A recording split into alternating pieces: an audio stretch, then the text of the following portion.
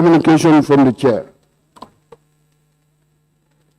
Honorable members, I convey a warm welcome as we return to this hallowed chamber to commence yet another session of the Assembly since the adjournment of the previous ordinary session in July 2025.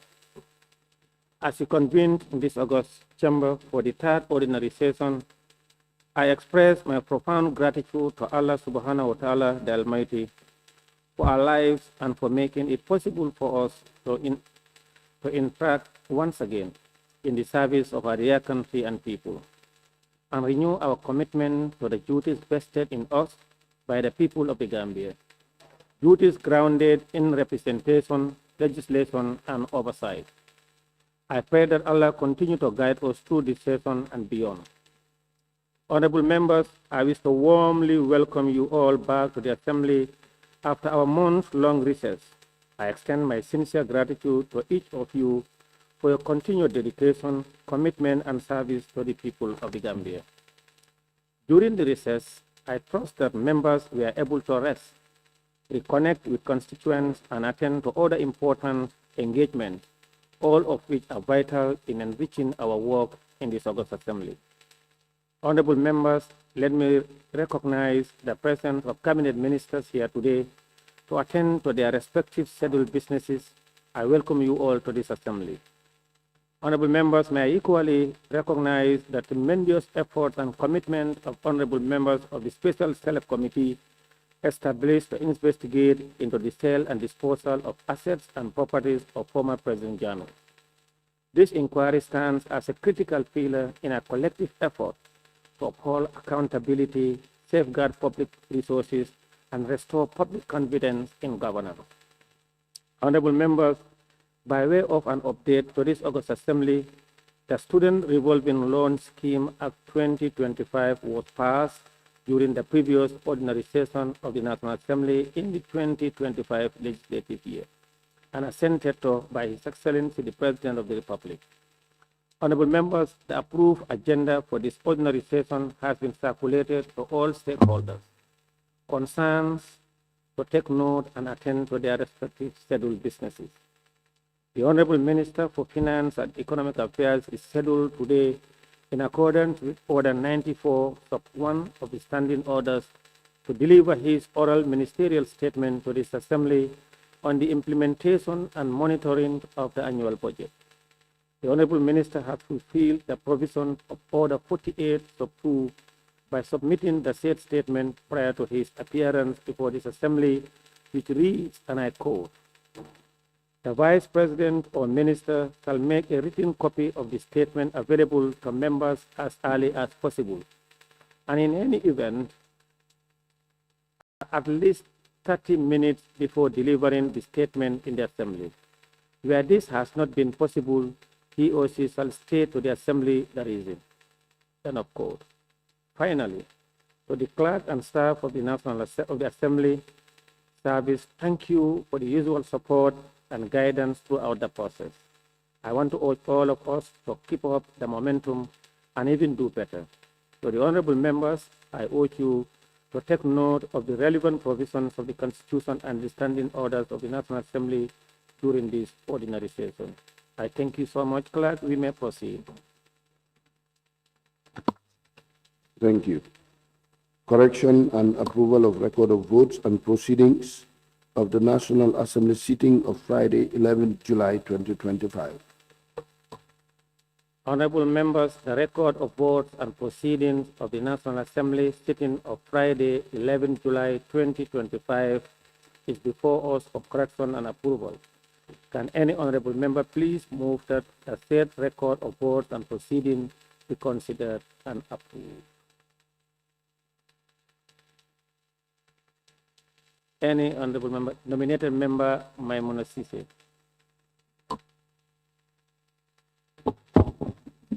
Thank you, Honorable Speaker. I rise to move the correction and approval of the records of votes and proceedings of the National Assembly sitting on Friday, 11 July 2025 to be considered and approved. Any seconder? The member for Sanementre. Today I am all gender sensitive. Thank you, Honorable Speaker. I rise to second the motion. It has been moved and seconded that the record of votes and proceedings of the National Assembly sitting of Friday, 11 July 2025 be approved. Any correction or observation from honorable members and may do so by show of hands. We will look at the record page by page, and of course, we will begin with page 1.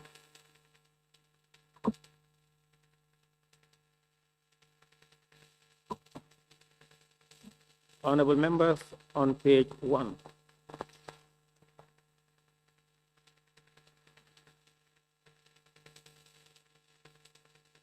In the absence of any suggestion or correction on page 1, can we move to page 2, please?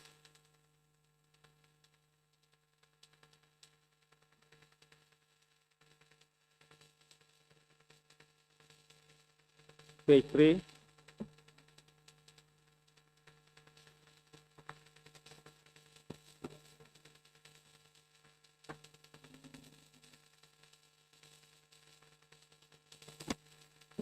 Honorable members, on page 4.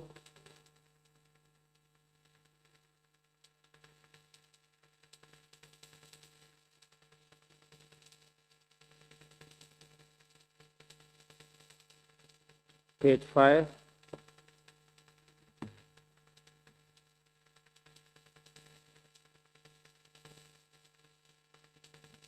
Page 5, honorable members.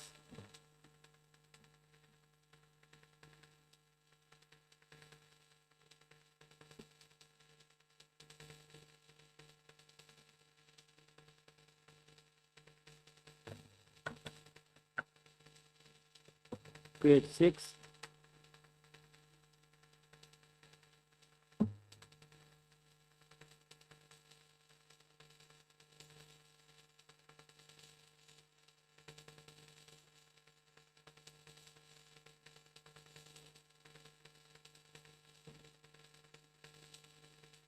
Page 7.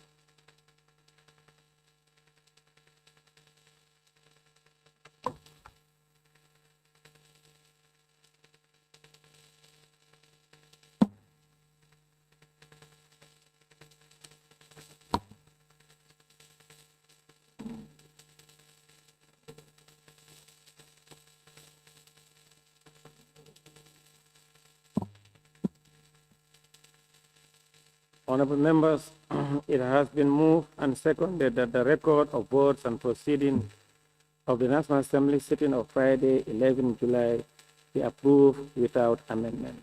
Those in favor, please say aye. Those in favor, please say aye. Those not in favor, please say no. The ayes have it. Clerk, you may proceed. Thank you. Statement by Honorable Minister. Order 94 sub 1. Oral ministerial statement on the implementation and monitoring of the annual budget by the Honorable Minister for Finance and Economic Affairs. Honorable members, as per the provision of Order 94.1 of the Standing Orders, the Vice President or a minister with responsibility of finance shall at least once during each session make an oral statement to the National Assembly on the implementation and monitoring of the annual budget. Accordingly, the Honorable Minister for Finance and Economic Affairs is scheduled today to deliver his statement to the Assembly. May I now invite the Honorable Minister for Finance and Economic Affairs to take the podium and make his statement. Honorable Minister. Honorable Speaker, members of the August Assembly, I stand before you this morning to deliver the implementation update of the budget execution of the first half of 2025. Honorable Speaker, members of the Assembly, this brief provides an explanation of how government consolidated fund has been raised, managed, executed during the mid-year 2025. The brief highlights the key aspects of the budget, such as revenue, expenditure, and their performance. Additionally, it includes an analysis of the budget performance against projections. The brief aims to offer an overview of government financial operations, allowing proper assessment of the effectiveness of the execution and management of the budget. It helps us make informed decisions and take appropriate action to ensure fiscal stability. Honorable Speaker, the summary and the key highlights of the mid-year 2025 budget performance. Total revenue, excluding project grants, performance for the first half of the year indicates a better outturn, reaching 13.78 billion compared to the same period a year ago, which was 10.69 billion. This represents an increment of 29% year-on-year and a 43% of the annual budget for 2025, which was 32.1 billion. This, when compared to the mid-year target of 12.61 billion, represents an overperformance of about 9%. The main drivers of this performance include an improvement in taxes and profits and capital gains, taxes on goods and services, taxes on international trade and transport, and the ministries, directorate and agencies' non-tax revenue. On the expenditure, total expenditure is about 14.51 billion compared to the annual budget target of 32.30 billion, representing an execution rate of about 45% for the first half of the year. The main drivers for this fiscal performance can be attributed to spending on personnel emoluments, which comprise 54% execution rate, subsidies and transfers, 53% execution rate, and domestic interest payments, 42% execution rate, 47% execution rate. Therefore, the budget balance recorded a deficit of 724.84 million as at the end of June 2024. Table 1 indicates the revenue performance in the different, broken down into different revenue expenditures as well as the net lending position. Honorable Speaker, the details of the consolidated revenue realized. The domestic revenue performance for the first half of the year amounted to 13.78 billion compared to an annual budget of 29.09 billion. This represents a 47% of domestic revenue collection rates in the review period. This performance is mainly the result of a 55% collection of taxes on profit and capital gains, 55% collection of taxes on goods and services, and a 50% collection of taxes on international trade and transport, and no budget support or program grants were realized during this period under review. The table 2 indicates the various categories of revenues. Honorable Minister, Now, the technicians want you to increase your voice a bit louder. So okay. Yeah. Table 2 in, pardon? Yes. Table 2 is an indication of the different revenue categories with the budget mid-year turn, approved budget mid-year turn of 2024 compared to 2025, year-on-year variances, and the variance percentages and the execution rate of the budget. Top revenue performance. Honorable Speaker, taxes on profits and capital gains. Revenue from taxes on profits and capital gains grew by 26% from 2.95 billion in the first half of 2024 to reach 3.73 billion in the first half of 2025. This improvement is mainly attributable to a year-on-year increase in taxes payable both by individuals and corporates,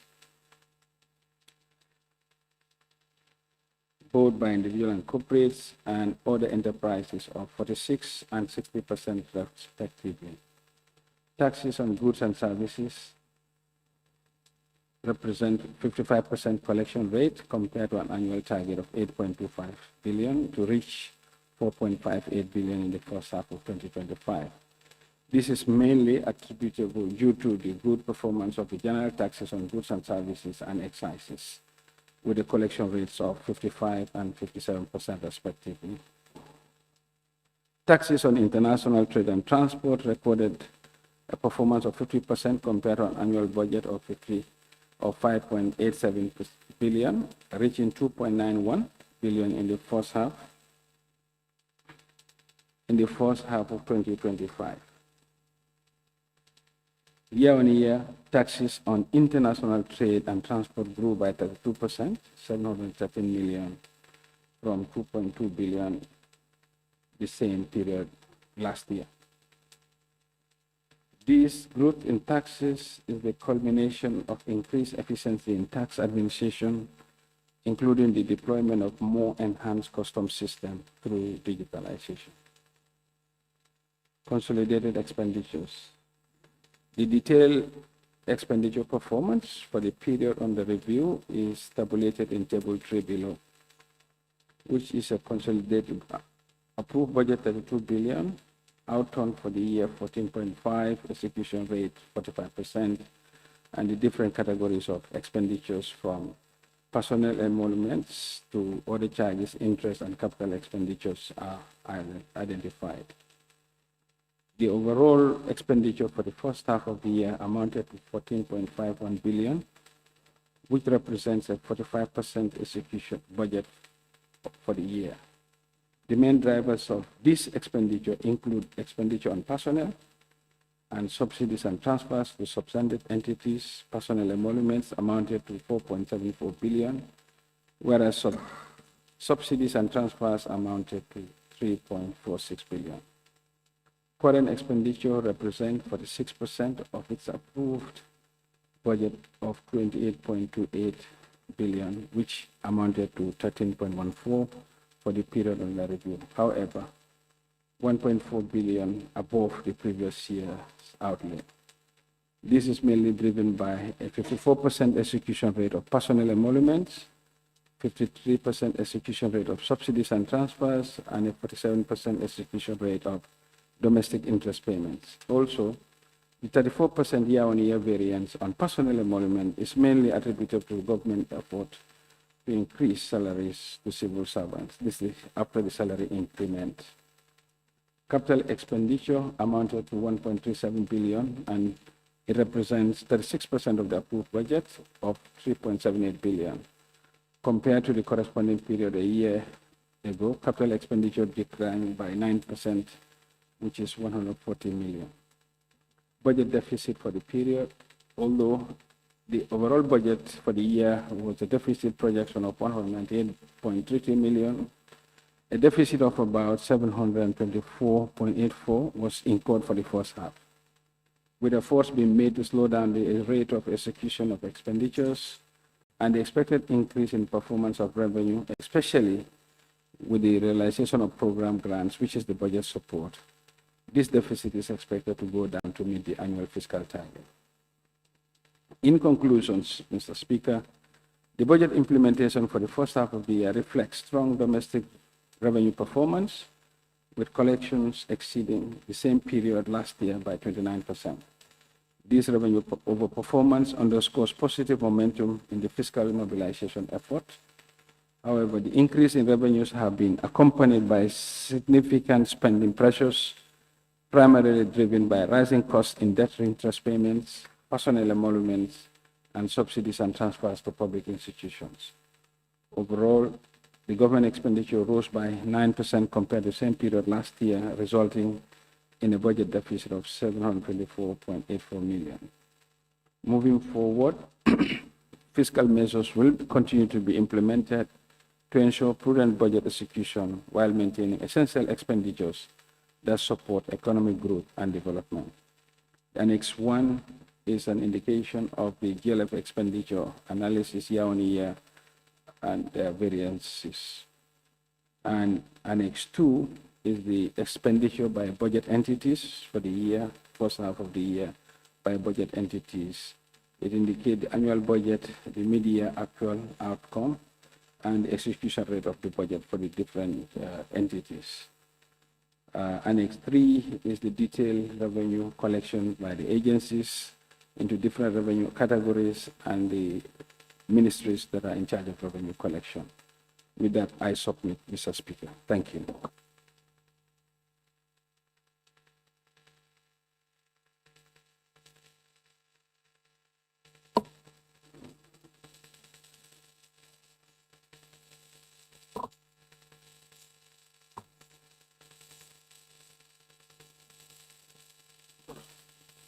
Honorable members, pursuant to Order 48.6 of the Standing Orders, and I quote, after the statement has been delivered in the Assembly, a period of questions on the statement, which shall last no more than 1 hour, may then ensue.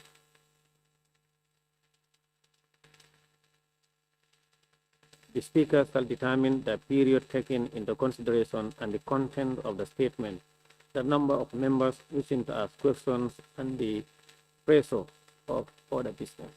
May I now invite honorable members to ask questions relating to the minister's reply. Member for Opanyomi. Thank you very much, Honorable Speaker, for giving me the opportunity. Honorable Speaker, let me also seize this opportunity to profusely thank the Honorable Minister for fulfilling his duty to the nation. Honorable Minister, thank you so much for delivering this wonderful, statement. Honorable Speaker, I just want the Honorable Minister to enlighten me. He said in the summary that where he has the key highlights of mid-year 2025 budget performance. Number one, he said the total revenue, excluding the project grant performance for the first half of the year. I don't know why excluding the project grants, because these are the monies of the Gambia government and the Gambian people. So we should know how these monies are spent. That's my concern, because you cannot only bring us the GLF. We're also expecting to know how our project monies are going. Thank you so much.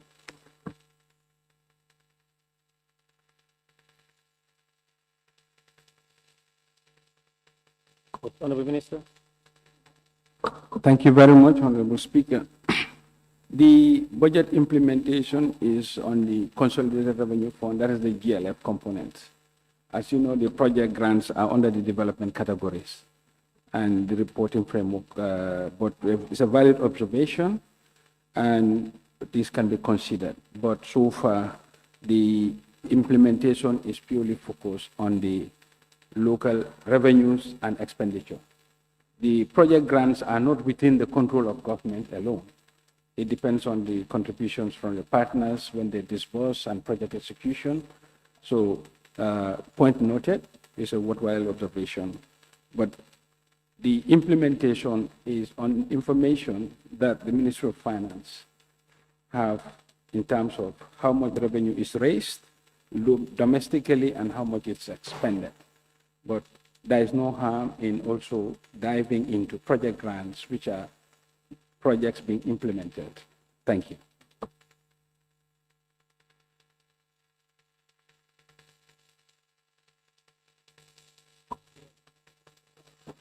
Thank you. Now the member for Bakau.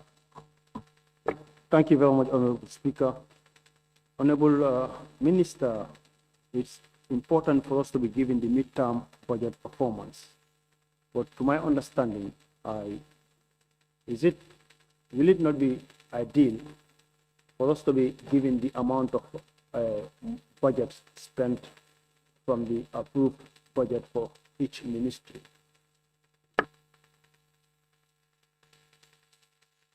Honorable Speaker and Honorable Member for Bakau, exactly Annex 2 give the execution of the budget by business entities, from Office of the President to debt service interest payments is included in the report. Thank you. Member for Brikama South. Thank you, Honorable Speaker. My concern has been addressed by the Minister. Thank you. Thank you. The member for Kiang West.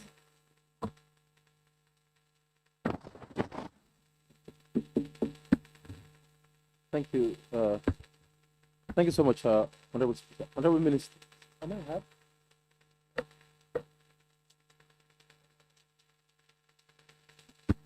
Okay. Honorable Minister,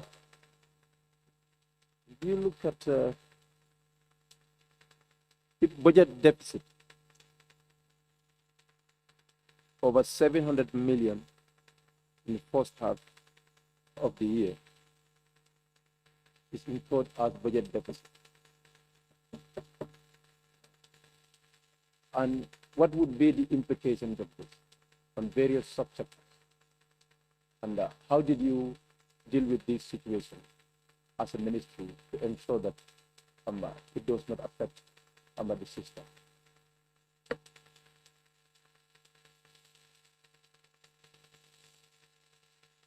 Honorable Minister, yes, please go ahead. Thank you very much, Honorable Speaker and Honorable Member for Kiang West. Yes, as we have mentioned in the statement proper, the annual target budget deficit was 198 million, but the budget implementation is a function of when revenue flows in and when expenditures are made. For the first half, if you look at the overall budget, for the deficit of 198, it assumed all the revenues will be in, all the expenditures in, and that is the net deficit. But as we know, budget support, which comprise a large part of the budget, tend to come in the second half of the year. No budget support has been realized in the first half, but meanwhile, the expenditures have been going. So we tend to have, if you look at the growth rate of the expenditure, it is faster than the growth rate than the revenue. That's why you have a temporary offshoot of your deficit. But when the budget supports come in and other revenue items, which we are expecting in the second half, we expect this to come down to the level where it was envisaged for the overall budget. Thank you.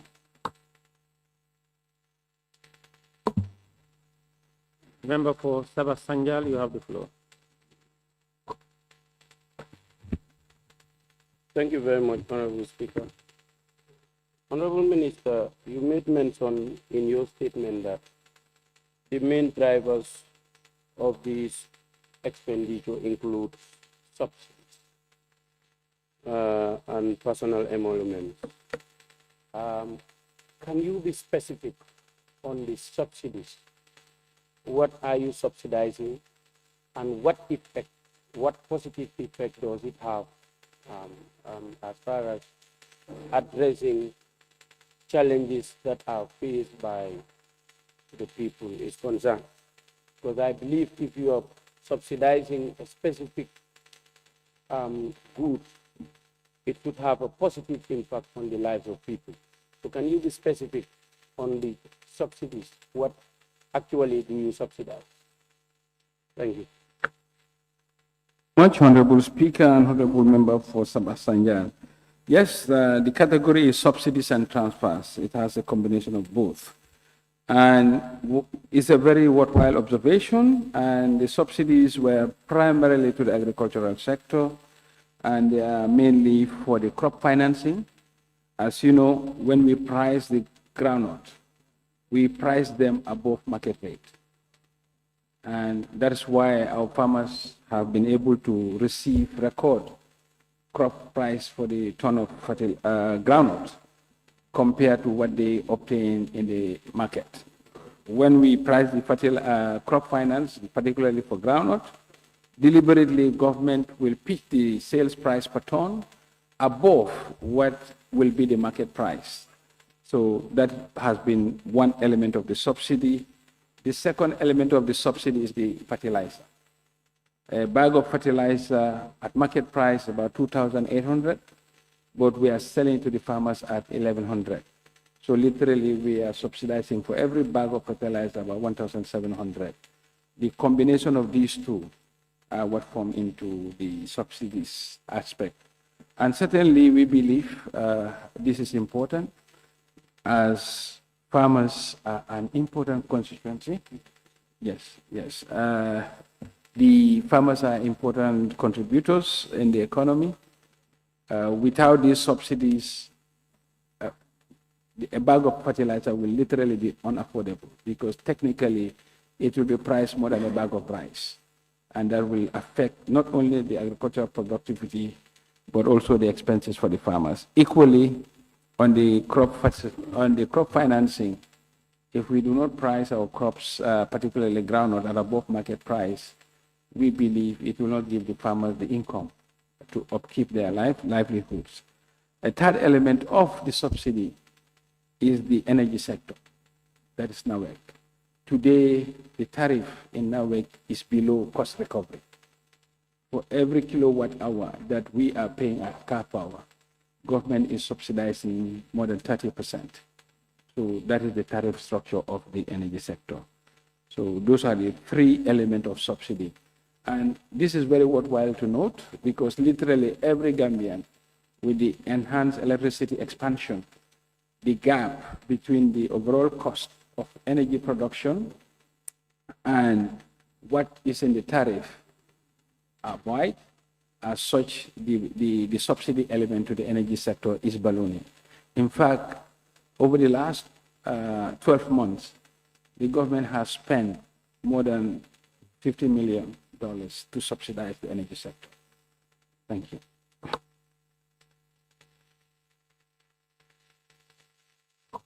Thank you. Member for Fonye Councillor, you have the floor. All right, thank you. Honorable Minister, looking at the report that you have said, mainly about 54% on core personal emolument. And also you've said year in a year out, that is a 34% is also on core based on the increment of salaries. I also want to be explicitly clear. Ministry of Public Service Administrative Reform did a reform of ghost workers in hundreds. Has it not have an issue to reflect and you tell us a decrease in terms of PEs, because these are people who are employed and they're not in service, and the public said they are all ghost workers, and there's no reflection in this explanation showing a portion of that element. Can you clarify us here in terms of PEs? The overall PE budget has increased, and of course, the Ministry for Public Service Administrative Reforms and Delivery has, in its course of staff exercise, identified ghost workers. But as you know, the phenomenon of ghost workers is as follows. By the time you discover a ghost worker, he would have been paid for the period before you discovered him. And it will take you steps to either recall or stop with the salary. So for the first half of the year, the discovery of ghost workers has not been significant enough to have the growth rate of the expenditure far exceeds any savings that is emanating from ghost workers, because the total ghost workers is below the increase in overall wage bill. Also, don't forget, the labor force or the component of the civil servant service is not stagnant. Entities are recruiting. So it is not what you are putting forward would have worked if you have a constant number of civil service and those workers detected. So as a result, it should have a downward impact. But recruitment is being done. So some of those ghost workers recruitment are even more than the ghost workers discovered in some of the agencies. So while this is positive, but the decline is not to an extent that it will have an impact on the wage bill. Thank you.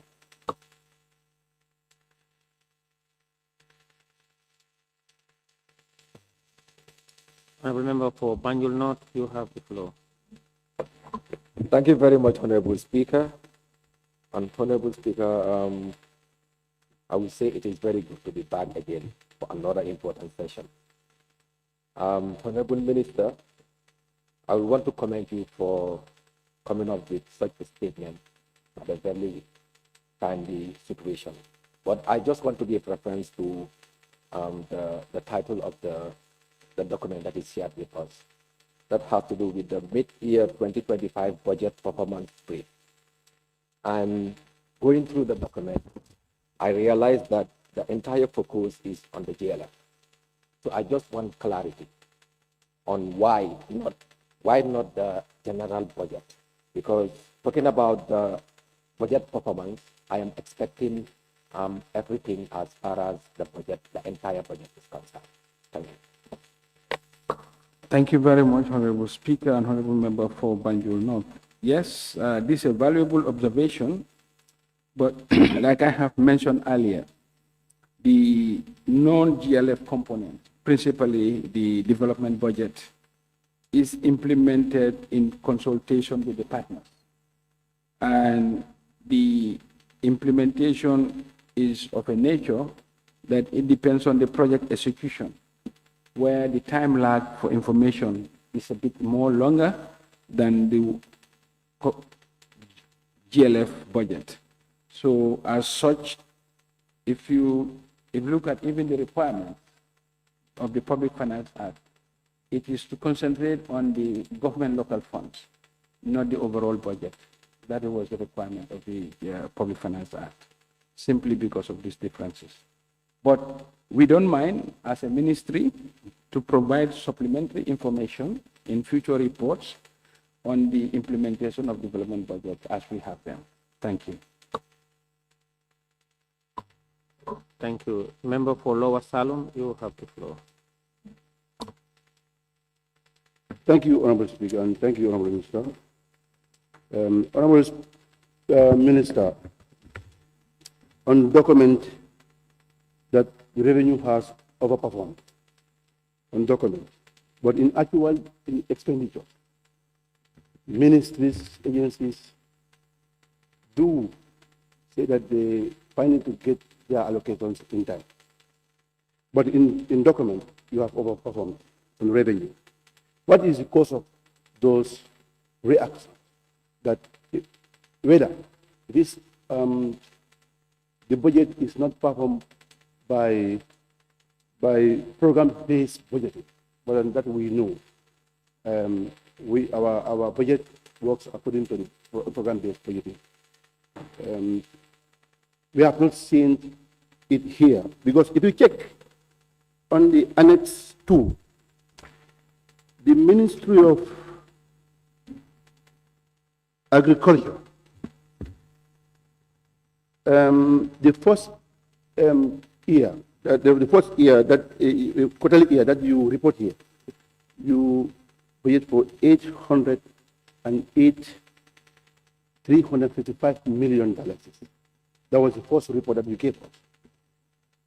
This time, the mid-year review, you gave us the figures, 808,186,000. That is a variance of 84% of the budget. What is the cause of this? Because the report that you gave us earlier, with this, there's a difference in budget. Honorable Minister, you check on the personal emolument. I asked you initially, on the government payroll, we have how many people on our government payroll? But then there was no response on that one. But then in your first quarter, Honorable Speaker, if you could allow me to read this one on my mobile phone. The personal emolument 2.337 billion was more than the quarter one budget. That's 2.188 billion by 7%. This could be attributed to the higher wages billed than expected. There is a significant expenditure in the services and transfer 2.4 billion, which is 9% over its quarter budget, 1.867 billion. You check on this one. If I compare the overall expenditure for the first half of the year, amounting of 14.5 billion, which presents 45% of the budget of the year. The main drive of the expenditures includes expenditure on personal emolument, PEs and subsidies and transfer of subventions. Institutions, PEs amount of 4.7 billion, whereas subsidies in transfer amount of 3.46 billion. Honorable Minister, that's page 4. what is happening? Or don't you people budget the amount of payroll on government? Or you just pay according to what is requested? Because if there is any, as the member said, there are ghost workers that was published on this public space. But still, we haven't seen that the budget that line that you gave us and the expenditure on it is far huge. Then you go to the communication area, over 255%. Honorable member, you are supposed to ask a question. Please ask your question. Yes, I am doing so. Yes, I'm doing so. Please go ahead. That let me conclude. On paper, that you have overperformed revenue, but if you go to expenditure side, you make your expenditure over the budget. Because there are expenditures that comes in that you pay without the budget one that you have budgeted in our national budget. Thank you very much. Thank you very much, Honorable Speaker. I took note that the Honorable Member for Lower Salem has requested 3 questions. One is about the budget execution as far as payroll is concerned. Personnel. I will start with the latter one. Yes, the way the budget works is personnel emoluments are administered by the Personnel Management Office. And the Accountant General, which is an arm of the Ministry of Finance, executes payments on the advice of the PMO. This doesn't work as you intimated to say, when it comes to payment of personnel emoluments, we'll say this was the budget and this is only what we can pay. Budget is a plan, it's a forecast, and what we have indicated here is that the wage bill has increased, and that increase is on the backdrop of the overall payroll increase for the civil service. But we are not able to curtail expenditures simply in order to ring in to say, once people are employed, they have vested rights. You cannot employ somebody and say, no, I will not pay you because the body cannot accommodate you. It is expected that by the time you onboard somebody, you have prepared the necessary finances to be able to service him, because every employee has a legal right to be paid for having done work. And come the end of the month, you cannot say, we'll not pay you because the budget has issues. And it is not that the budget has issues, but as far as personnel emolument is concerned, this is a forecast, and recruitments happen, as well as identification of ghost workers did happen. But you realize that the identification of the ghost workers, similar to my earlier response, was not of a quantum reduction to the point it offsets both additional hires as well as overall payroll increase. That's why you will see the budget for personnel emoluments increase in the first half, in the second half compared to both the prior years. But it's still within budget for the year. Then the second question is about agriculture, why large increases? Yes, it's disproportionate because the subsidies and transfers, particularly of fertilizer and crop finance, affect the agricultural ministry. That's why you will see the execution rate to be at 84% in the first half of the year. That's one. And you also intimated that revenue performance, while increasing, still sectors are complaining not being able to be allocated enough money for their expenditure. Yes, we have explained that. When budgets are designed, it's a plan. Then you spend based on realization.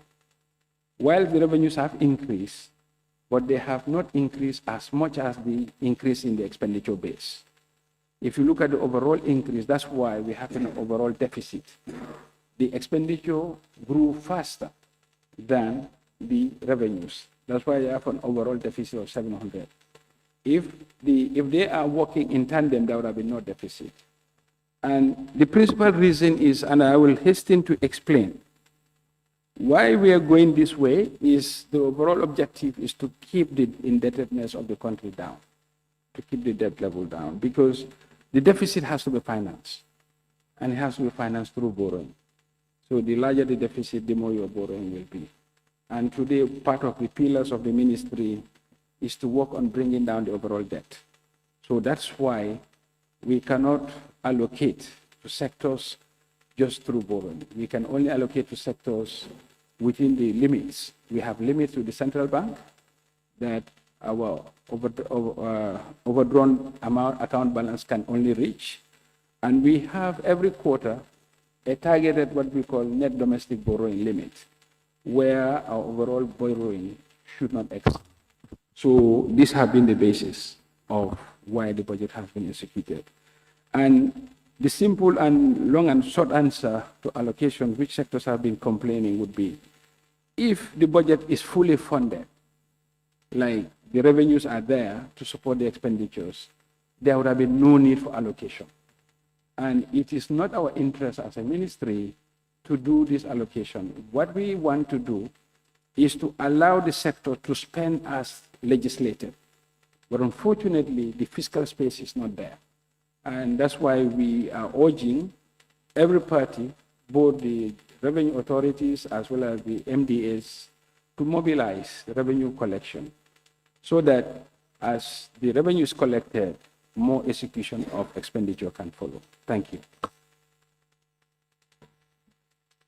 Member for Pusumbala, you have the floor. It's out. Member for Nyamena Dankungu. Thank you very much, Honorable Speaker. Honorable Minister, on table consolidated revenue and expenditure, I want you actually to help me. I find it difficult to read the writing because they are so small. But also you excuse me, maybe it's because of my ignorance, but I want you to help me here. Okay, on total expenditure on project and grants, what was approved, you say, is 32 billion. 104,307. Then you have what you call mid-year outcome of, that is 2025. Then you have the variance. Here I wanted to help me, how do you get to the variance? Because when I minus 13 billion from 32 billion, the variance would be 18 billion. The variance. You take note. The second one also, if you minus 13 billion from 29 billion, the variance is about 15 billion. So maybe I am not doing the right calculation. I need you help me understand how do you get to the variance. Then on the other table, Honorable Minister, that is on the expenditure by PE analysis in DMD mid-year 2025. If you look at the percentages, Honorable Minister, you have only 4 ministries that their budget execution have gone beyond 50%. That is the Ministry of Defense, Interior, Agriculture, and Basic Education.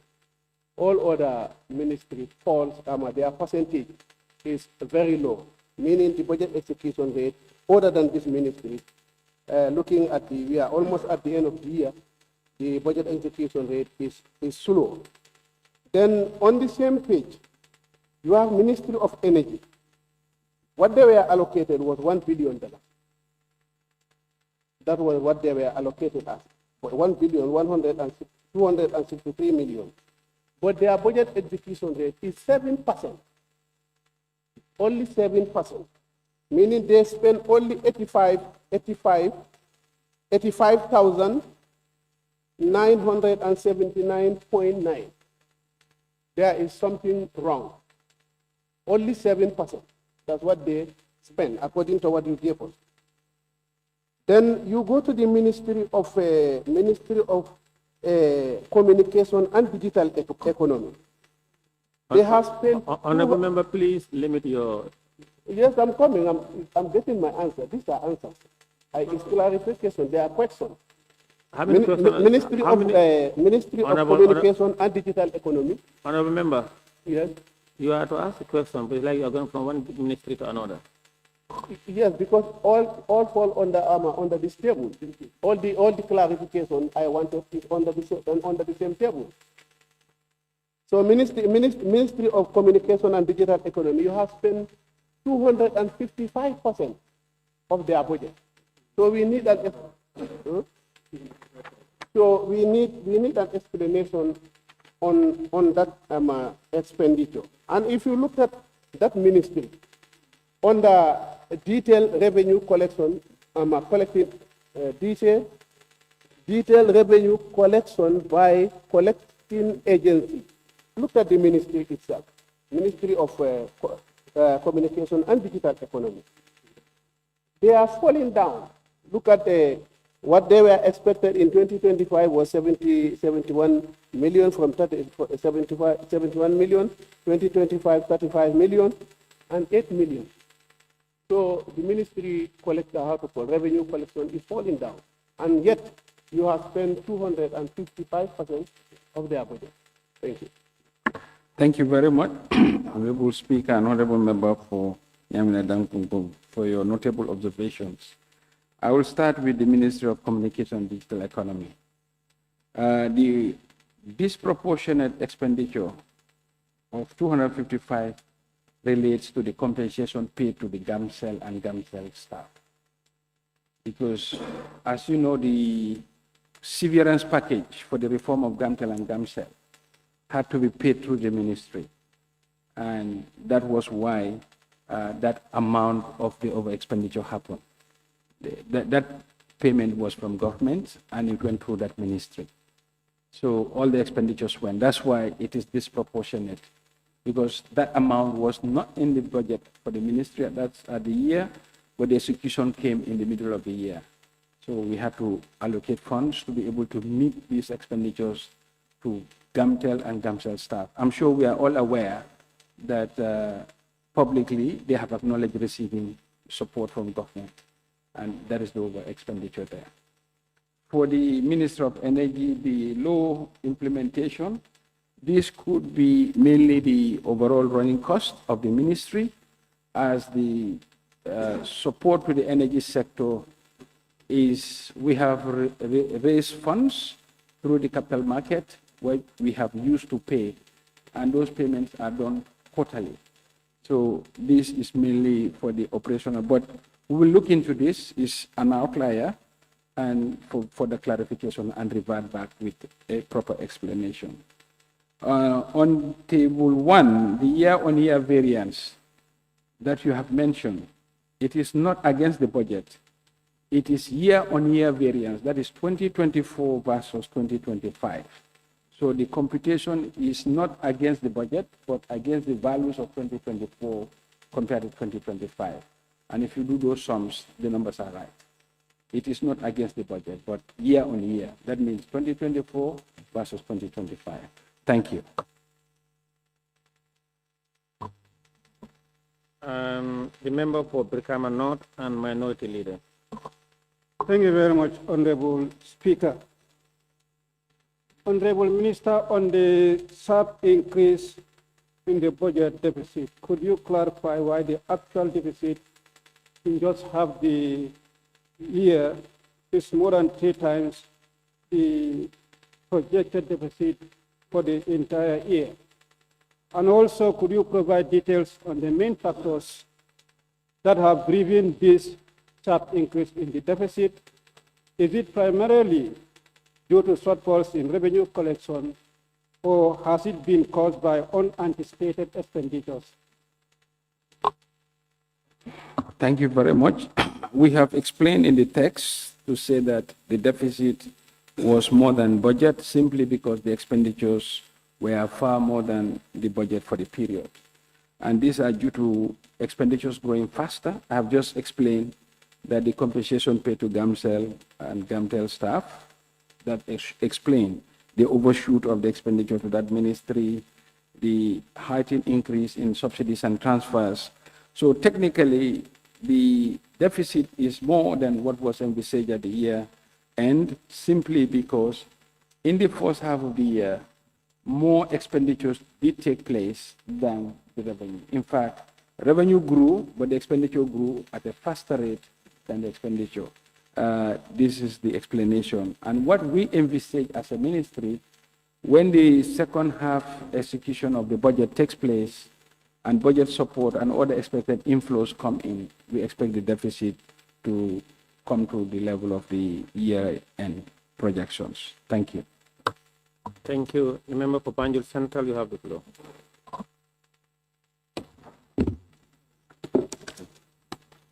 Thank you very much, Honorable Speaker. Honorable Minister, part of my questions were actually asked by the Honorable Member of Nyamena Dankunku. I would only, not to take much time, I would just like to pay focus mostly on your ministry's forecast, basically. Because, for example, given the revenue up by 29%, like, this has not been really translated into a lower deficit based on what we are able to see. And also, if you pay attention to your ministry, it's like the interest and personal emoluments are really, choking the sectors when it comes to these issues. And my fear is, are these things sustainable? Because they are also a deterrent to, like, for example, putting down capital projects, for example, because we are increasing emoluments, and then there's been a decrease in capital projects. And my final question would be, Honourable Minister, still on your ministry's forecasting. The ministry expects deficits to fall only if if we receive, let's say, program grants from external sources. You understand? So, and that, what are other contingency plans if these things do not materialize? Yes. Thank you. Well, the focus of the ministry is an amalgam of the contribution and submission from the entire public sector. Because if you look at the budget, it's a bottom-up approach. What we tabled before the National Assembly is what we receive as submission from the sectors. And the sectors are in charge of their operations. So it's not our inability to forecast, it's all a function of the entire government-wide system. If the sectors plan activities and related expenditures or budgets which are not realizable, it will be very difficult for the ministry to enhance its forecasting capability here, because it's not a situation where it's top-down. If it is a top-down approach, what you would do, you would say, look, based on my forecast, this is what every sector can do. We've been trying to do that by sending out circulars, but we all know these circulars are not adhered to. We send circulars to all the agencies, but what we end up having as a budget from almost all the sectors far exceed the limits we have given them.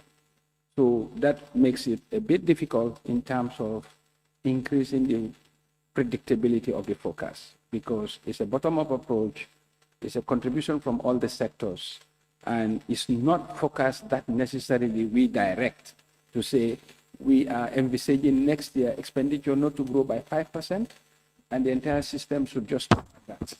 We will give those advices at the budget preparation stage, but as you know, the budget process, sometimes what actually is approved far exceeds the advice we give out. So that is on that. Interest and personnel emoluments always take precedence in terms of budget executions, because these are mandatory. You cannot not pay people simply because of budget issues. And also, if you borrow money from the market, you must pay back. Otherwise, the failure to pay will be like financial distress or default. And we are not at that stage. So that's why you will see these are commitments that are binding and they are almost locked. You cannot default on them. They are not variable, but in terms of sectors, you can manage some of their operations which are variable, which are manageable and have no contractual impact. Because if, for example, we do not pay interest, the bondholders can take government to court because government guarantees them. That's why they have the confidence to invest. If we don't pay people simply because of budget issues, they can take government to court to say, I have worked and you did not pay me. Why?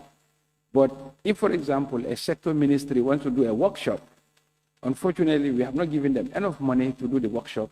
There are no implications. So these are how the budgets are implemented. Thank you. Member for Upper Fuladu West, you have the floor. Thank you very much, Honorable Minister. Thank you so much. Anyway, I just have a concern and a question that I want to ask. Going through the midterm budget performance, if you go through Annex 2, you explain to the Parliament. Can you please speak a bit louder? That you explain to Parliament that the surge in the budget execution of Ministry of Communication and Digital Economy. Because if you look at Annex 2, that the particular budget that was budgeted for that particular ministry was 96,212,000.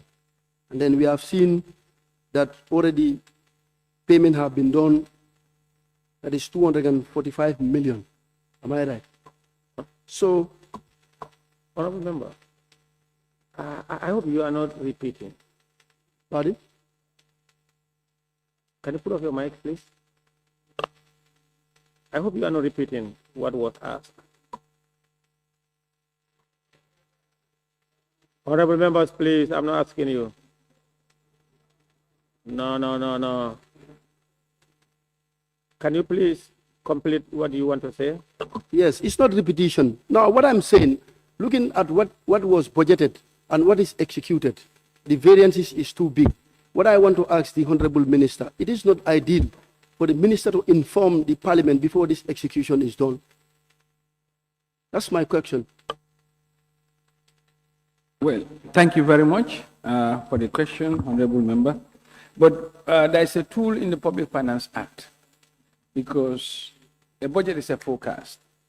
If exigencies come by, the Public Finance Act allows the minister to vary from sectors or budgets that have funds to sectors that need the funds.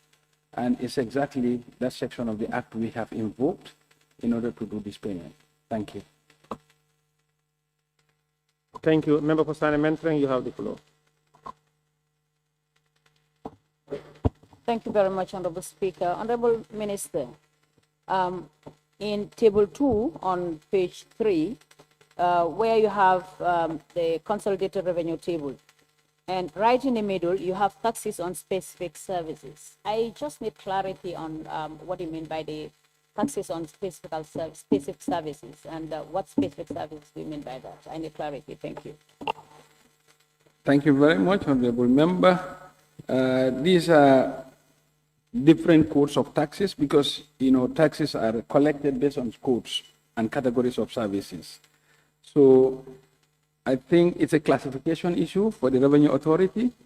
If a transaction comes up which is not within the other categories and is very specific, they can put that revenue under that category. That's what it means. But we have not known what specific services, it's like one-off, not part of the ordinary. Like, for example, estate, all the other defined categories of taxes are here. But if it is not, I think that's when the revenue authorities can use this code to plug that as revenue for that line. Thank you. Thank you. Member for Serekunda, you have the floor. Yes, thank you very much. Thank you very much, Honorable Speaker and Honorable Minister. What independent mechanisms are in place to monitor budget implementation across ministries, departments, and agencies, and how often are these reports made public? Thank you very much, Honorable Member. The mechanism, one is what we are doing today, to come and brief the National Assembly on the budget execution as an oversight. And the Budget Directorate also prepares reports periodically and updates the minister, who in turn inform the executive as oversight. Also, every ministry has an internal audit directorate staff where expenditures are vetted prior to them being executed. So this is the monitoring mechanism of budget execution in government. Thank you. Honorable Minister, I want to thank you for that statement and Honorable all Speaker. honorable members for Honorable Speaker. asking their question. Thank you so much, Honorable Minister. Yes, with your intelligence, can you also have a clarity on one issue? Please. Please. What? I want a clarity on the issue of this budget implementation. One issue, please. Please. What? Yes, no, because I was checking on the budget. I want you to just allow the minister to respond on that issue. The issue of Gamtel Gamcell, No. whether it was budget, because I was trying to check on the budget. Honorable, you know that's out of order. Yeah, but this is why I said, for your discretion, I mean. At your discretion, I mean. Yes, please. Please. Please take your seat. But that's out of order, Honorable Minister. Honorable Member. Yeah, but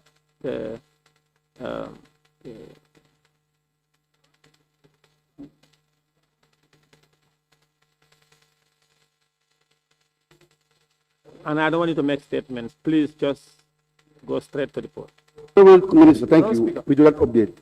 With this, the member for Nyamidangu asks you, did the Gamtel Gamcell their pay of it was budget on the 2025 budget or not?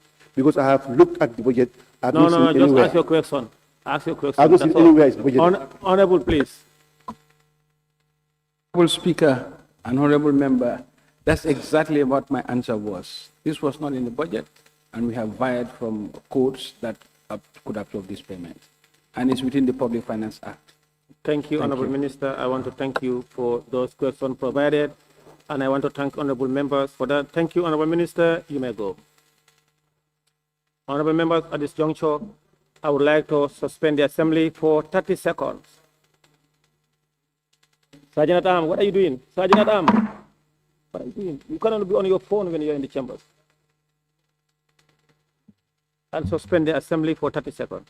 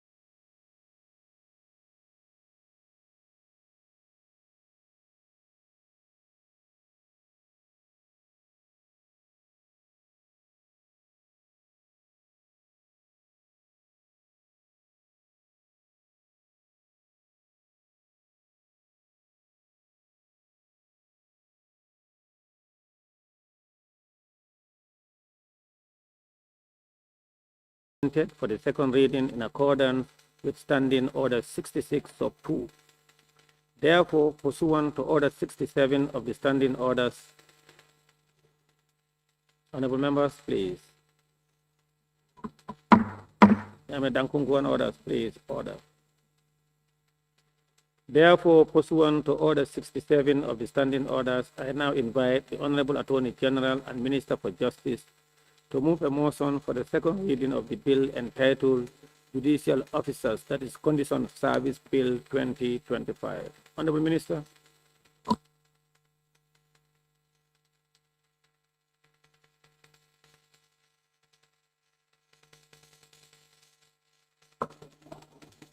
Thank you, Honorable Speaker.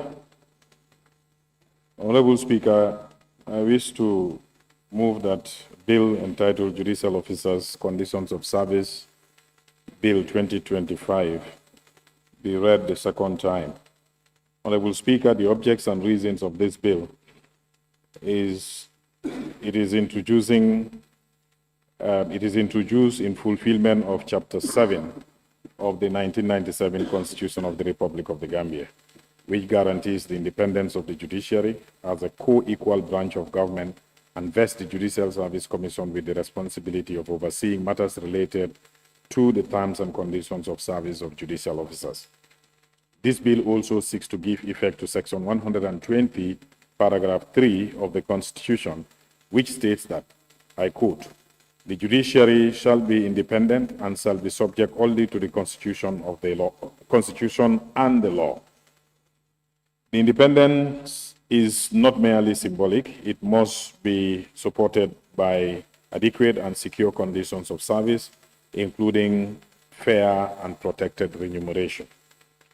Furthermore, this bill gives effect to Section 142 of the Constitution, which, in addition to requiring that an Act of National Assembly prescribe the salary, allowances, gratuity, and pension of a judge, also prohibits the reduction of judges' salary or other entitlements to their disadvantage. Honorable Speaker, on those terms, I beg to move. Thank you. Any seconder, the member for Nyanija.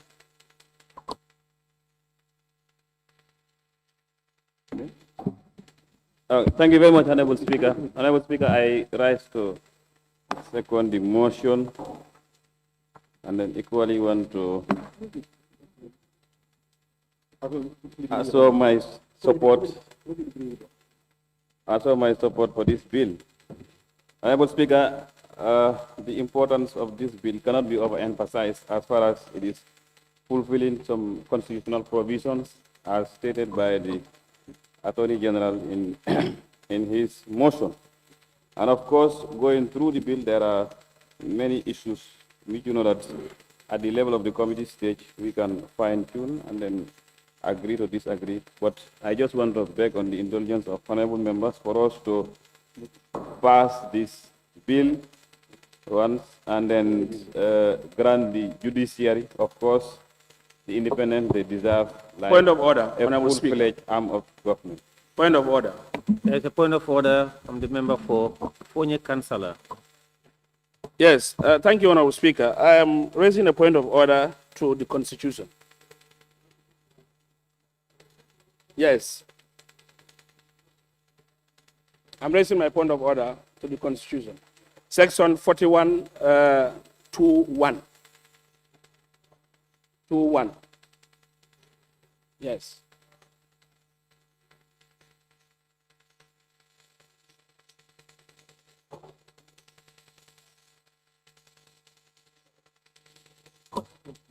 What happened with the Constitution, please, sir?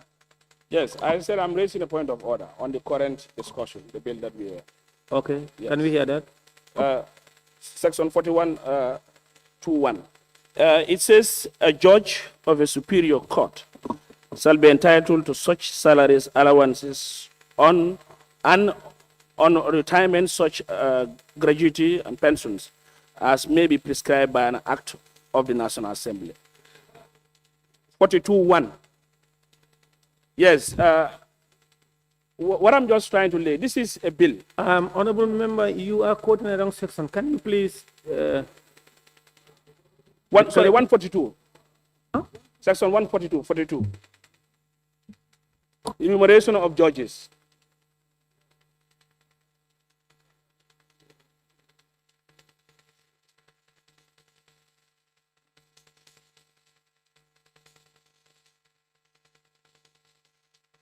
Yes, and what about 142 too? Yeah, can we hear that? Yes, what I'm just saying, I'm reading, it said a judge of a superior court shall be entitled to such salary, allowances, and retirement, such gratuity and pensions as may be prescribed by an act of the National Assembly. Honorable Speaker, currently, we vividly informed that the current salaries of the superior courts have exceeded even the schedule that is before this bill. So therefore, I am of the view that we should not entertain this bill. Honorable member, please take your seat. Yes, it's a joke. We should not entertain it. Honorable member, take your seat, please. You cannot do that. Honorable Speaker, What? point of order. Who is that? You can't do that. You have to wait. Let me rule first. You can't do that. Please take your seat, member for Ponye Councillor. You are out of order. You cannot waste the time of the No assembly. need. Currently, please. we have the view No, that no, the take your- salaries of the judges have increased. And we have evidence of that. So we Honorable cannot member, you don't entertain have you don't have this evidence. bill. Can you sit down, please? When you have evidence, give us evidence. You cannot tell us that the current salaries and whatever of judges exceeded what schedule without evidence. Is that a point of order? That's out of order, sir. You cannot do that. The member for Lower Salem, can we hear your point of order? Honorable Speaker, you see, the point of order here is, this is the rule of... Honorable, don't make a statement. No, no. Take your seat, is please. wrong. No, take your now, seat. order 8. Honorable member, you know what to do. Please don't waste our time. On what? Use your mic and tell us under what order. Orders 8. Yes, In of course. order? Of course, yes. Order 8 of the standing orders. Yes, and what about that? There's Speaker's ruling. There's 2. The decision made in a paragraph 1 shall be based on the Constitution and the status law, see the precedents, customs, and etc. Honorable Speaker, you could have not even entertained the member, because if you ask for the point of order, means the rule of the procedure should guide you to go back to the Constitution that you are set. This should be the first guidance, then you proceed where you want to go. But you cannot ask for the point of order, and you're now acting of the 1997 Constitution. Honorable Speaker, you could have, based on the standing order process. But each of us cannot stand in the floor of the House, point of order, go to the Constitution directly. No, that's not our standing process. Oh, thank you. Thank you. Oh, you are raising the fact that he should not have. All right. Now your order is on 8. The decision made in paragraph 1 shall be based on the Constitution, the statute law, the precedents, customs, procedures, traditions, and practice of the Assembly.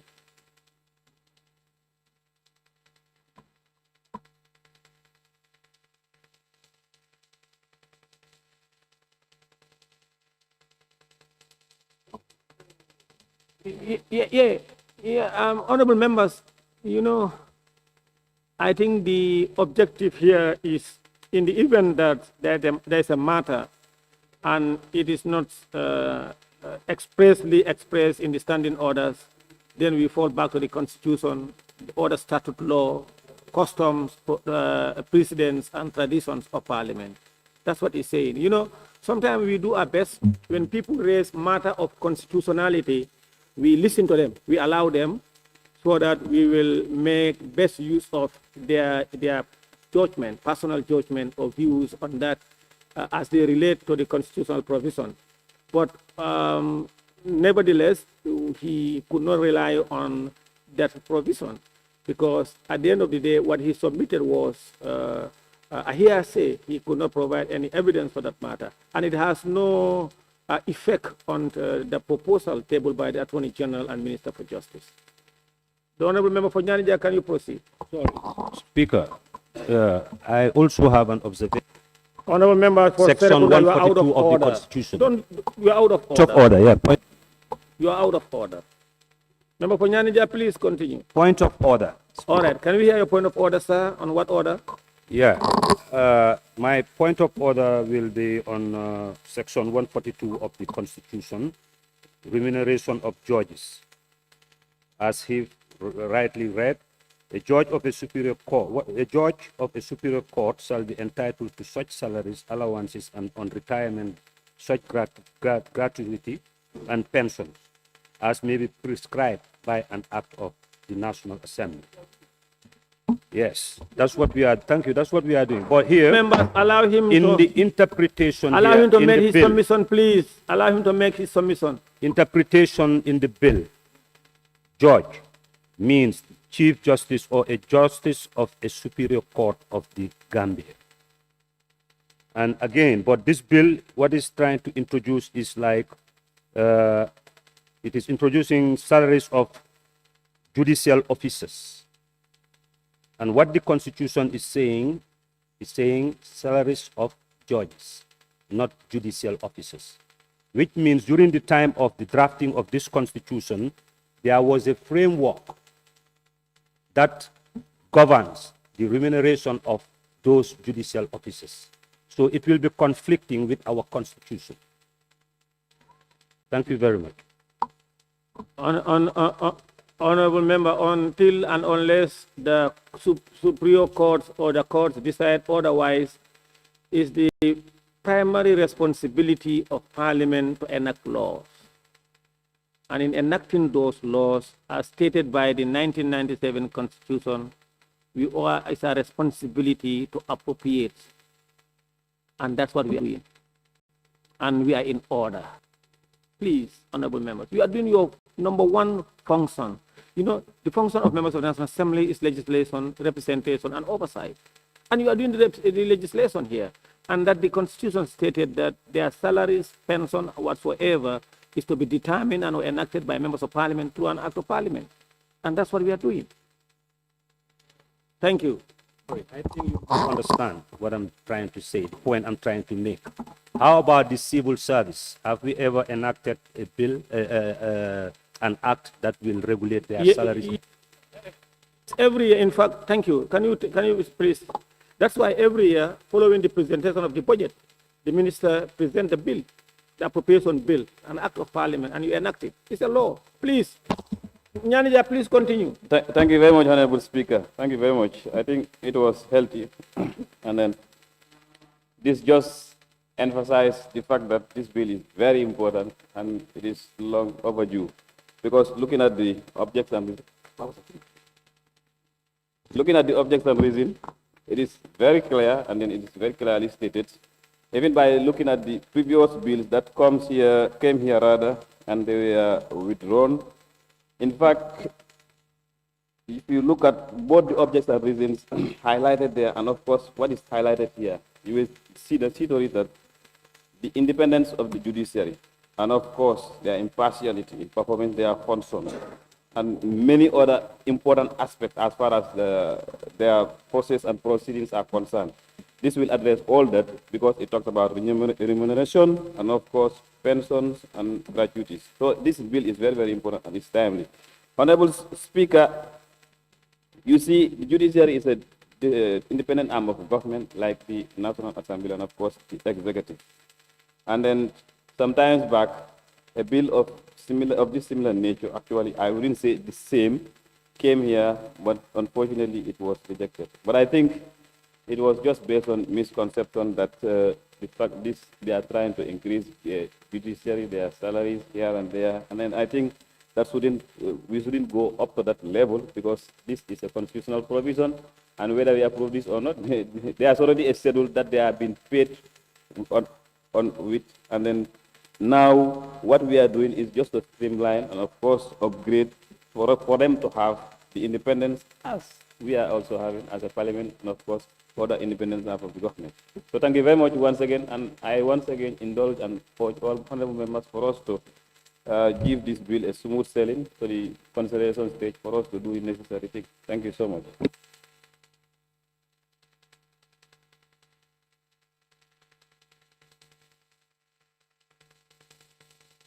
Thank you, Honorable Member for Nyanija. Honorable Members,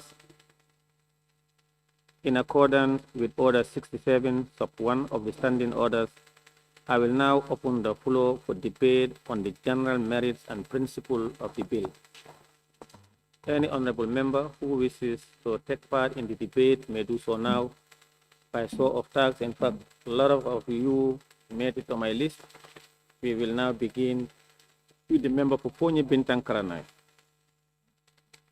Thank you, Honorable Speaker. As I said it initially, my stand remains the same. I am not a chameleon. I do not change with the passage of time. And no amount of words can confuse us regarding judiciary officers and condition of service. It was judiciary enumeration bill. You just went and changed from judiciary enumeration bill. They gave us now what? Judiciary officers condition of service bill. The way we rejected the other one, it is the same way we are going to reject this one. And what we said is clear and is audible. That is, we can remunerate salaries for everybody. For the entire civil servants, we can remunerate salaries. We know the salaries are bad. We admit the salaries are bad. But we cannot single out these people and say we are going to remunerate salaries for the judiciary. I am not part of it today, tomorrow, and forever, and no amount of confusion can confuse me for me to accept this. And that remains clear. And I told them clearly that you just come here and tell us that this and that and that. You have to be clear to us on what you want. And I said it last time when I was speaking. I said, you can go and do whatever you feel like, but you cannot use the National Assembly. You cannot use the National Assembly to say that you are going to increase salaries unconstitutional or in any format. That we are not accepting today, and we are not going to accept it forever. The reason we have all seen the situation, the living condition of everybody is hard. So the problem is, why should we single out the judiciary and say we are going to increase their salary? Are they the only people that are in need of it? Everybody in this country is suffering. Looking at inflation, this skyrocketing of price in the country. Everybody is in need of this. Observation. And we understand that we all going through hard time, but as of now, as of today, for me, I am not going to support it. Observation, please. Observation. Please, Section 7. And as I said, even if everybody is to support it, I, as an individual, I am not ready to support this judiciary officers' condition. Because the only thing that is changed is condition, officers' condition. Judiciary enumeration is changed to condition. So, I'm not accepting it, and I am not ready to accept it. I am voting against it. And even if I have to vote against it alone, I am ready to vote against it. I thank you.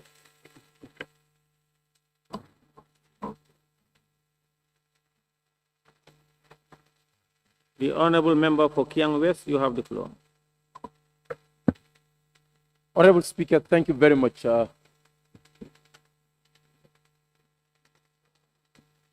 think this is the second time we're taking part in the debate to discuss the service but the benefits of the judiciary officers. The conditions of service bill, the content, and the content of the judiciary officers' remunerations, pensions, and other entitlement bill are the same content, not different. And in fact, there are slightly increments in some of the areas if you go into the specifics of the bill. But however, Honorable Speaker, from the minister's statement referring the Assembly to a constitutional provision that demands that there has to be an act of Parliament to determine these benefits, to determine this entitlement. Now, if we do not want to promulgate an act to determine it, Are we asking them to do it leveragely? Are we giving them a leverage? Like what is happening now? It is our responsibility if they give us 150,000 for the Chief Justice to either say, no, we are moving it up to 250,000 or we are reducing it to 100,000 or 75,000. It is our responsibility. We have the powers to do that. And last time it happens here, and I continuously echo that, to say, I am happy today, my very own friends who said they rejected the Constitution in 2020 because of this provision, rejected it previously, but they are now supporting it.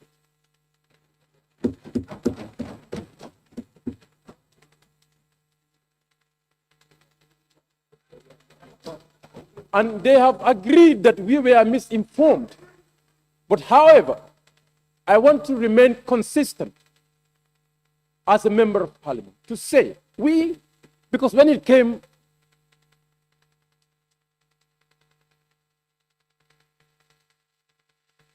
your time.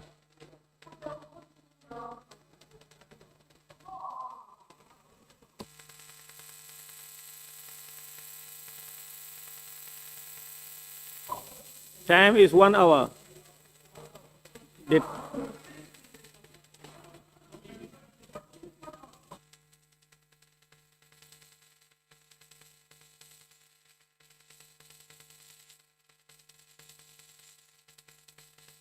Honorable Speaker. Order. Honorable Speaker, 3 minutes was never mentioned. Order. Yeah, please.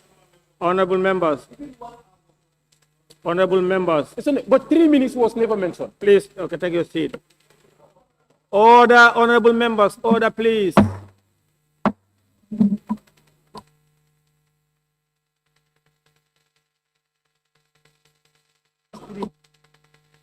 Honorable members, order, please.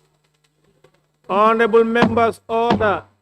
I heard some members complaining that it is not 1 hour, it was members were never informed. That is wrong. Honorable members, you have your order paper. Honorable Speaker, it's on the order paper. No, please, don't use your mic, sir. Don't do that, please. No, please. Sit down. Okay, sit down, please. Yes.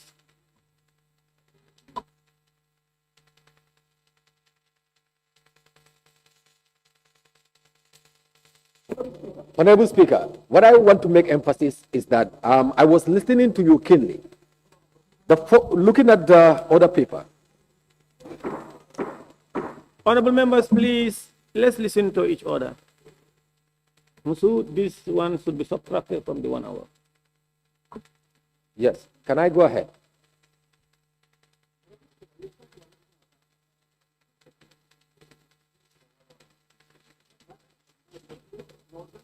Yes, please go ahead.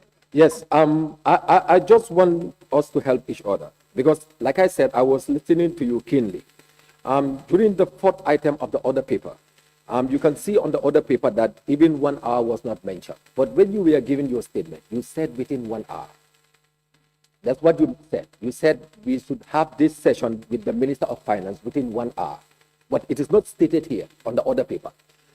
Item 5, which talks about what is currently happening right now. Honorable Minister. No, I just want to help. When you were making your statement, you never mentioned 1 hour. No, please sit down.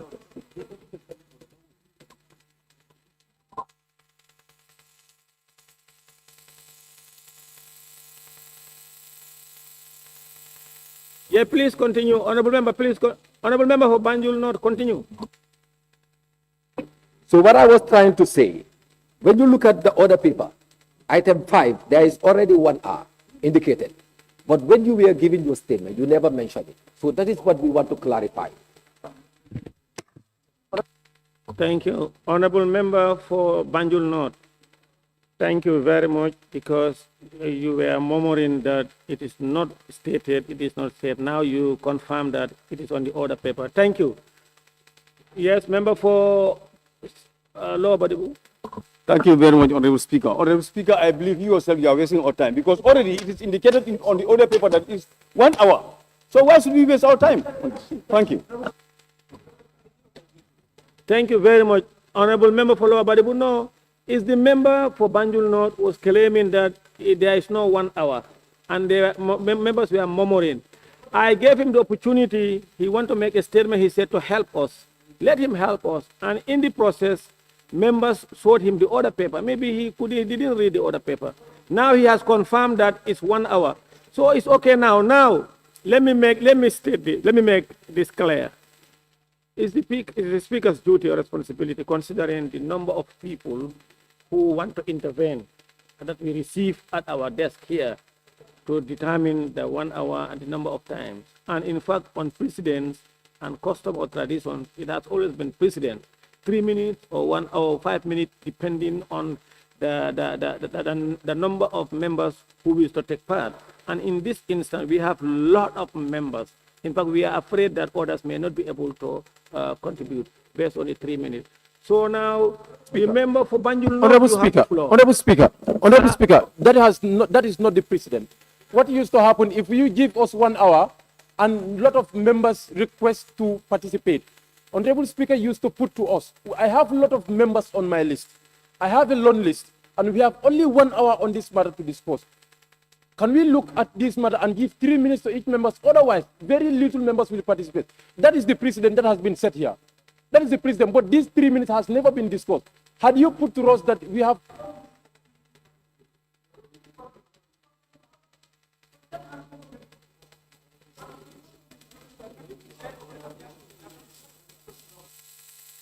Minority, then Lower Salum. Yes, Honorable Speaker. I think there was somehow miscommunication in the sense that the duration for the debate is indicated is 1 hour. However, how do we break this down? Maybe that is what members were not informed, and that's why we got into the debate. Thus, the person who seconded the motion could do it at any time, but after finishing his debate, he should have reminded members that because of the limited time, the duration for each member to take in the debate should be so and so minutes, so that they can be reminded and understand. I think that's where miscommunication came. Thank you. Member for Lower Salum. You see, this is, Honorable, this is simple logic. Still now, that other state give the discussion of the Speaker, that if you get the list of the members, this is what I was complaining since day one for this timing issue. But the floor of the House said, no, we have agreed. Now 1 hour is given to us. Already we have approved the order paper. Now it's a simple logic. You know how much the list that you have. In fact, it could be in fact 3 minutes. In fact, it's not. In fact, it's too much. But it could be your discretion now to give us time.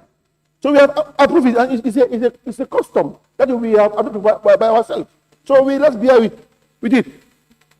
I've been complaining this issue since. Yes, Honorable Member for Lower Salum, thank you. You are right. Honorable members, you know, we have approved 1 hour and the Speaker's discretion considering the number of people, and we decided 3 minutes. But nonetheless, I can still throw it to you. You want 3 minutes or 2 minutes or 1 minute or 5 minutes or 10 minutes. If it is 10 minutes, when we have 10 people, or how many people? 6 people, that will be 1 hour. Yes, Honorable Speaker. Motion. And you know, the member for Kiang West used 3 minutes, and I would probably want to advise that if he can go ahead by that. Anyway, member for Lower Salum. Yes, I move us to limit our time for 3 minutes that you have agreed on your discussions. Any seconder? Any seconder? Yes. Member for Nyamina.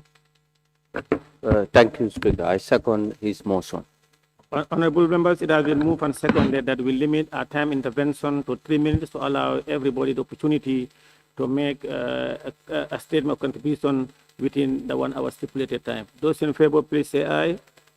Those not in favor, please say no. The ayes have it. Honorable member for Banjul North, you have the floor. The ayes have it. Thank you very much, Honorable Speaker. Considering the time limit, I will just be very specific in terms of my deliberations. Honorable Speaker, it has been mentioned by the Attorney General and Minister for Justice on the objects and reasons of this important bill. That furthermore, the bill gives effect to Section 142 of the Constitution, which is indeed very important. So, listening to my comrade sitting beside me, I think not to keep the Assembly waiting, it is important to implore you all to support the passing of this particular bill for the second reading and be referred to any committee that is responsible as far as this document is concerned. Because he has made a very important point in terms of the misconception that we had before. And now we understood the integrity of what is really happening. So it is important to consider it. We are here to make laws. And in doing so, we are the ones who should decide. At the end of the day, it doesn't matter about the figures that are provided as far as the schedule is concerned. It is upon us to decide now what can happen. And I know with due diligence, we can do that as a parliament. So in that regard, I submit. Thank you.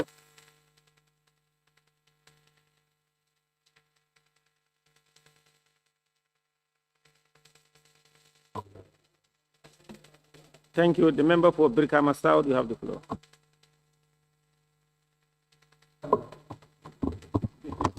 Thank you very much, Honorable Speaker. Honorable Speaker, I just want to look at page 3 under the interpretation of judicial officers that include the magistrates. If you go to the schedule, there is no allocation for magistrate under the schedule. So as far as I'm concerned, I'm a little bit worried, because if you are dealing with a whole arm of a government, which means the judiciary, this includes both the magistrates and judges. And there are instances whereby magistrates sentence some people for probably amount of 2 or 3 years. Upon serving their sentence, when they are out, they can be in the same private vehicle with the magistrate, which sometimes can even create a problem whereby they can attack them and anything can happen to them. So if you are dealing with this judiciary issue, I think it should be non-discriminatory. We have to look at it. And in fact, it is very clear in the interpretation of judicial officers. A magistrate is there, but when you come to the schedule, there is no issue of allocation. So I will advise if we can refer this to the ABC and send it to a portfolio committee where they will look at it critically and invite every stakeholder to take them through and how do we make some adjustment if it's going to be possible. Thank you. Thank you. The member for Brikama North and Minority Leader. Thank you very much, Honorable Speaker. Honorable Speaker, ever since my position was, it's a constitutional provision, and therefore our role is to legislate.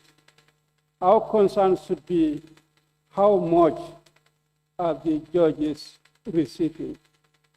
The previous bills were not indicating their salaries, they were not scheduled. They were supposed to be determined by regulations which we have no control. For that, I was totally against that. There has been progress, schedule is provided. We know how much they want to allocate to the judges, including the Chief Justice. The onus lies on us to determine how much they deserve to receive. I think this is what is important. I also have concern on the gratuity, whether based on the basic salary or on the emolument, monthly emolument. The previous one was on the basic salary, now on the monthly emolument. That means there is an increase. I also have concern on the pension. The previous one was on the basic salary, now it's on the monthly emolument. That means there is an increase. On the basis of that, we need to refer this to the appropriate committee to thoroughly look into. In the interpretation, judicial officers made mention of the master, the sheriff, the magistrate, the Qadi, but if you go to the schedule. You have the judge and others, the senior judges are there. Both magistrates and others are not there. Are they not part of this? I want clarification on that. If they are not, I believe they should be part of it. How do you reconcile this with the constitutional provision that talk about the judges? And now it seems this one has gone beyond the judges. Honorable Minister, can you elaborate on that? Thank you. I now give the floor to the member for Sane Mentoring. Thank you very much, Honorable Speaker. And Honorable Speaker, I don't think I can agree more than what my leader, the minority leader, and member for Brikama North have just spoken about. We've all seen the differences because going through these two bills, which is the Judicial Officer Remuneration and Other Entitlements Bill 2024 and Judicial Officer Conditions of Service Bill 2024, it differs a little bit. There's a little bit difference in terms of increments, as he alluded. So I don't think I want to waste the time of the Parliament. I will agree, as he said, that we can refer to the relevant committee so that the committee can scrutinize, consult the stakeholders, and come out with their recommendations to the plenary, and then plenary will decide whatever we are supposed to do. Thank you. Thank you. I now give the floor to the member for Same. Thank you very much, Honorable Speaker, for giving me the floor. Honorable Speaker, what is before us is Judicial Officers Condition of Service Bill 2025. Honorable Speaker, this bill has been here since 50 legislature. And 2024, it came to this very house, it was rejected. Now they have changed the title. Then it was judicial enumeration. Now they changed the title. But Honorable Speaker, when you go through this bill, you compare the first one and this one, you realize that there is little bit changes. Honorable Speaker, as other speakers have mentioned, you look at the current one that we are looking at, there is a subtle attack to it. But there are others that their names are mentioned, the master, the Kadi, and others. Those ones are not indicated. As a National Assembly member, our role is to scrutinize. Let's refer to the committee. Let them consult all the stakeholders with regard to this bill. If it does not favor, still now, it is within us. We can see what is going to suit the Gambian people. Honorable Speaker, with that note, I thank you very much for giving me.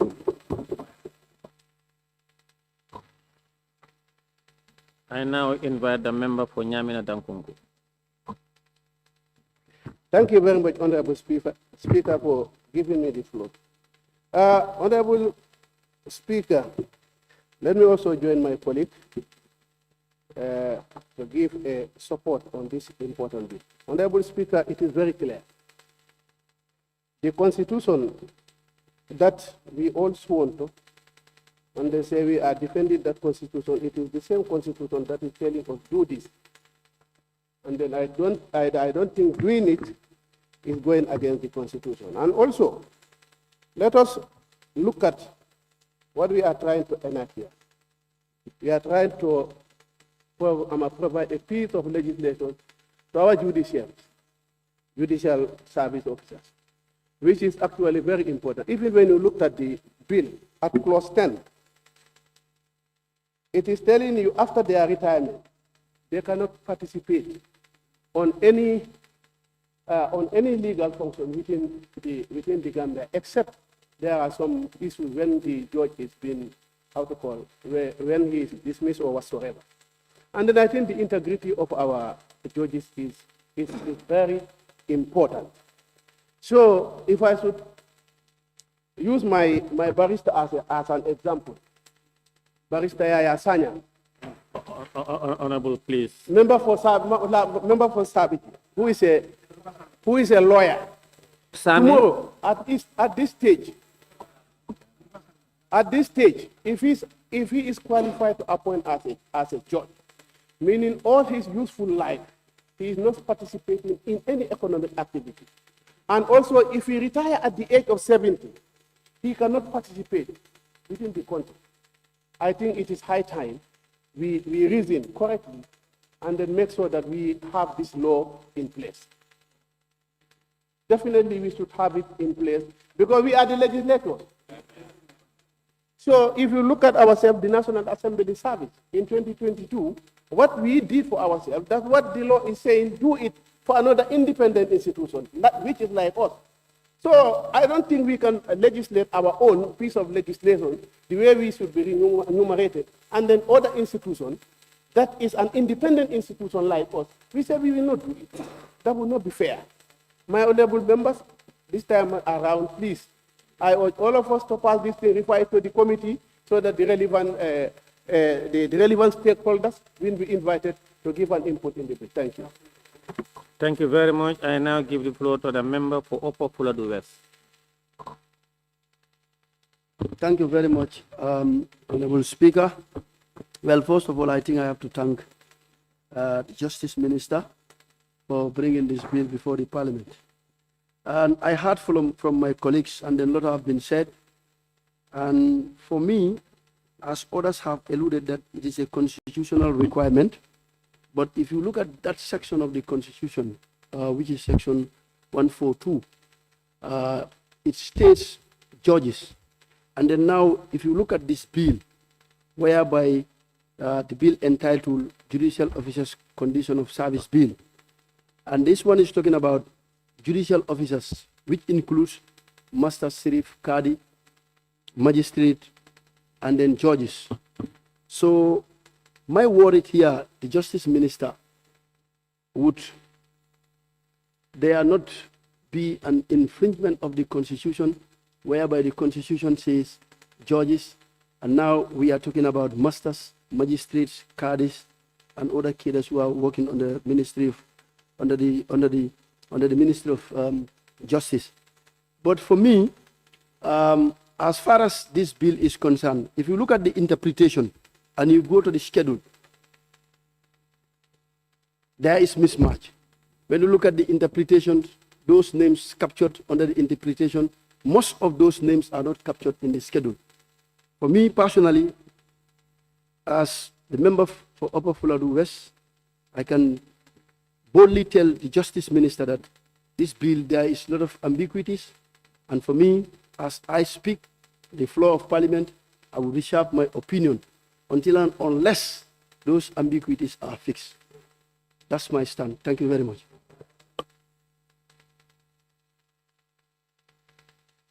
Thank you. I now invite the member for Busumbala.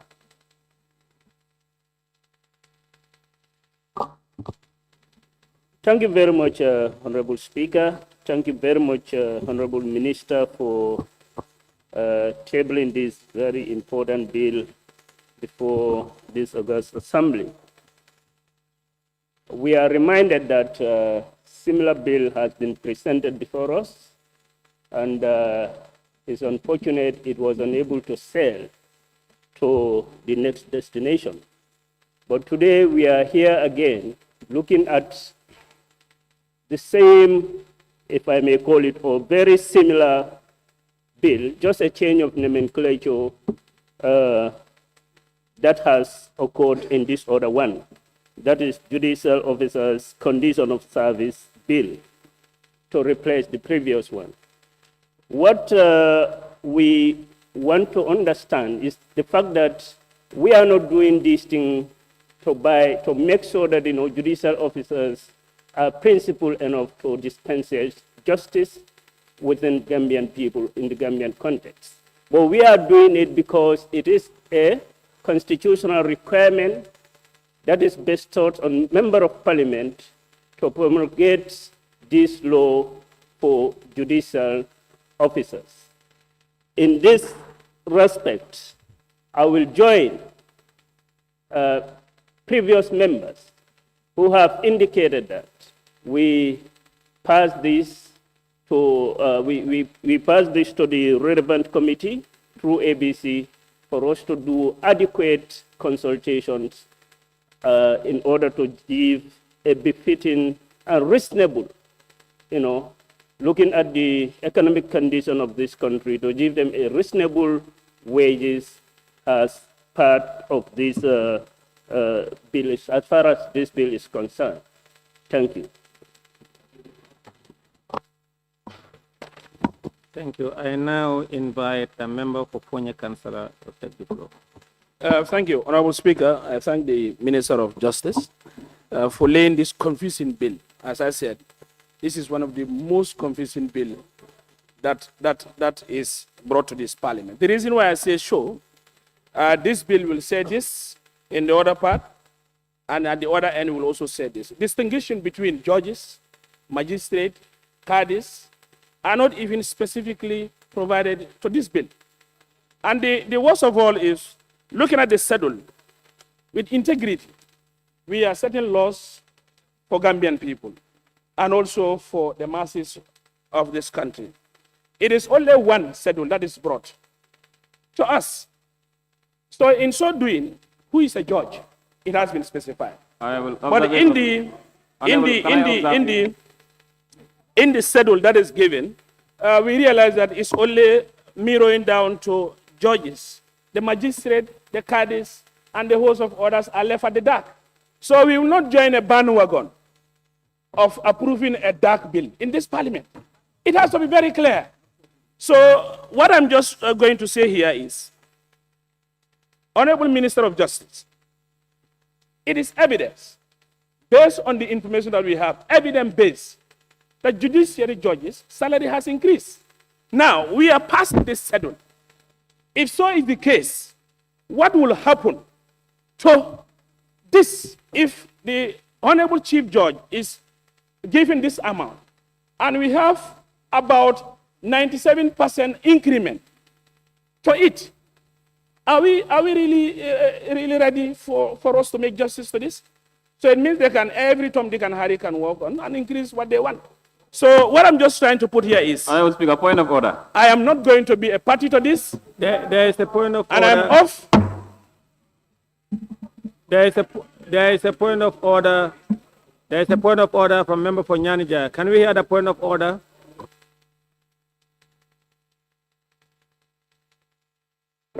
Honorable Speaker, thank you very much. Honorable Speaker, 29-1. The honorable member is definitely going out of line, bringing issues that he cannot substantiate, and of course, quoting that there are magistrate cadis are not here, and it is clearly spelled in the bill.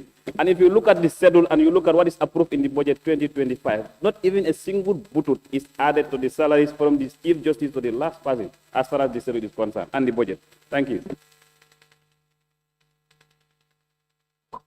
Honorable members, order sustained. Honorable member, please continue your debate. Yes, thank you very much. Can you face Olundu? I am a giant. I am a giant. So be man up. Honorable Speaker, finally, where I will end, I want to put this to the Justice Minister. Judges' salary, I am saying they increase. If they increase, what will happen to this schedule? This schedule. If the salary is increased, what will happen to this schedule? Finally, also, I believe that this bill should be redirected and redrafted properly so that we'll be able to have a better approach of this bill. The bill is a confused bill, I say. I therefore submit. I now give the floor to the member for Lower Salon.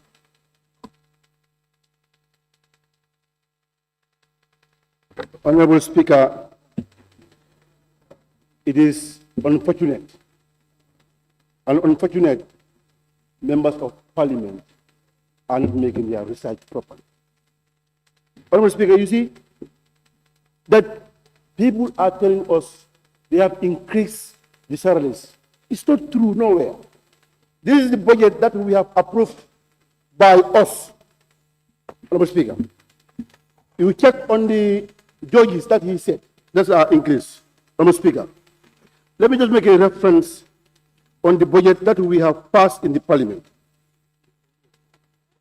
A judge is paid 479,700 per annum. Divide by 12, that will give you 39,975 and 0 buttons. Honorable Speaker. Honorable Speaker. That's how you, Honorable Speaker. You Chief Justice, Honorable Speaker. He is paid 941,850. That is approved by this Parliament. Then, if you check that one, divide by 12 is $78,488. The amount. Honorable Speaker, the Supreme Judges, they are 6 in numbers. Supreme Court judges, they are paid, 6 of them, is $4,212,000 by 6. That will give you 702 00 buttons. Divide by 12, that will give you $58,500. What is this, Honorable Speaker? Members of Parliament, you have this document, and you are getting information outside that you have worked on this document, that this is the schedule that was approved by the Parliament. Where it is improved? Give us evidences. As a member of Parliament, you need to talk on truth. That will make you free. Though initially, I rejected this bill based on issues whereby spouses are paid, are no longer in this bill. Sorry to me. I have not seen it there. And this is why, even where it is there. Well, honorable members, especially from Council and others, please. Honorable members, To me, you are.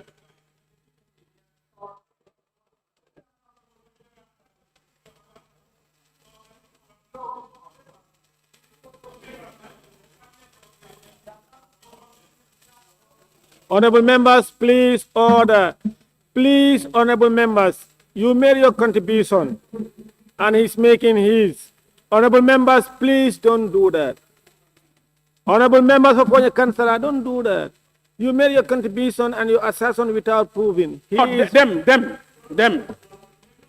Don't use, honorable member, don't use your mic. Please don't do that.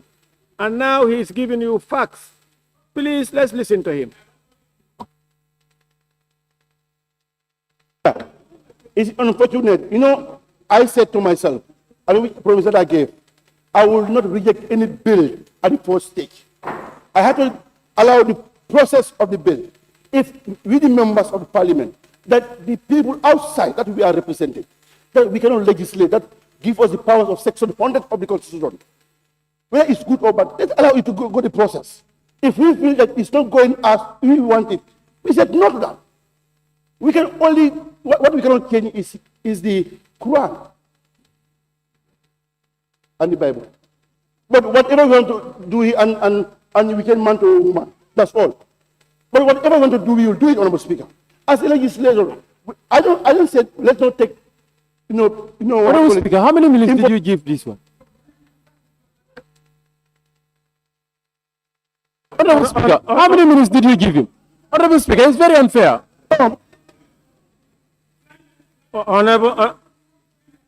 Honorable members, order.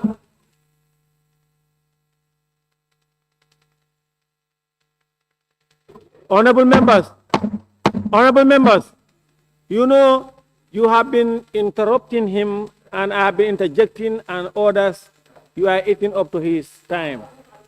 No, I did not add anything. Don't do that, please. Honorable members. Honorable members, you see, some of you took the floor and opposed the bill. They allow you to make your statement. And others are in support of the bill and you don't want them to continue. And they're bringing facts. However bitter they might be, listen to them. So please, honorable member, continue.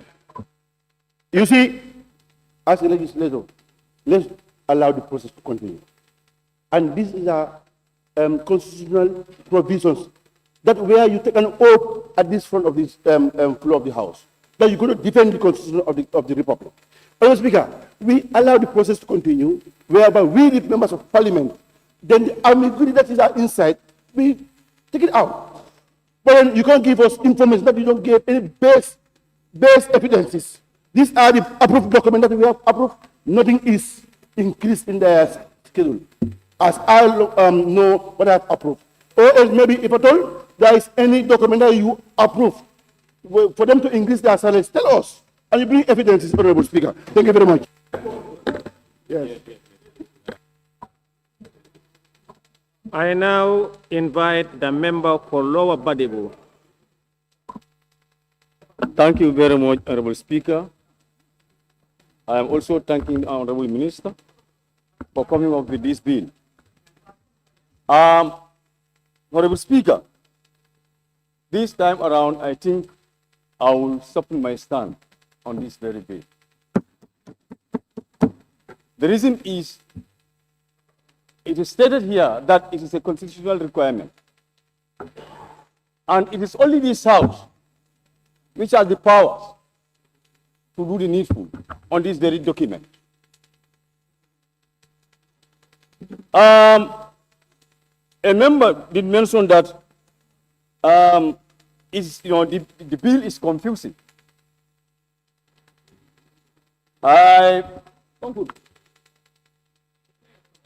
He said the bill is confusing. Probably, no, it might be confusing. But I believe that, some of my colleagues have mentioned, we can do the needful by referring it to the appropriate committee, so that that committee can do the needful on the bill. But we cannot just dump it into the bin like that, since it is a constitutional requirement. I am urging my colleagues, please, let us refer it to the appropriate committee, so that this bill can be sanitized by the committee. Then we can present it to the government. That's my stand. On that note, Honorable Speaker, I beg to terminate. Thank you very much, the member for Lower Badibu. I now give the floor to the member for Serekunda. Yes, thank you very much, Honorable Speaker. Honorable Speaker, as I received this bill this morning, and I was going through the bill, so I realized that what this bill is seeking the independence of the judiciary. And in so doing, you don't have to exclude other staffs of the judiciary. And in this bill, it includes all the judicial officers. So I think on that note, it is not in contravention with Section 142. If you go to Section 121 of the Constitution, a judge is not an island. A judge cannot walk alone. And if you are to only consider the judges and leave the others behind, that is discriminatory. And with the issue of this new bill, it is very clear here, it is categorically clear. It has addressed some of the ambiguities that rose some eyebrows for many of us during its first introduction. But this time around, like some members said, it includes the schedule, which debunks the false information that was peddling on the cyberspace. And as the member for Lower Salon rightly said, we have the powers and we are mandated to enact laws. So we should be dictated by knowledge, not just hearsay. So on that note, Honorable Speaker, I would want to give my support to this bill for it to be committed to the relevant committee for further consideration. Thank you very much. Thank you. I now invite the member for Latikunda Sabi.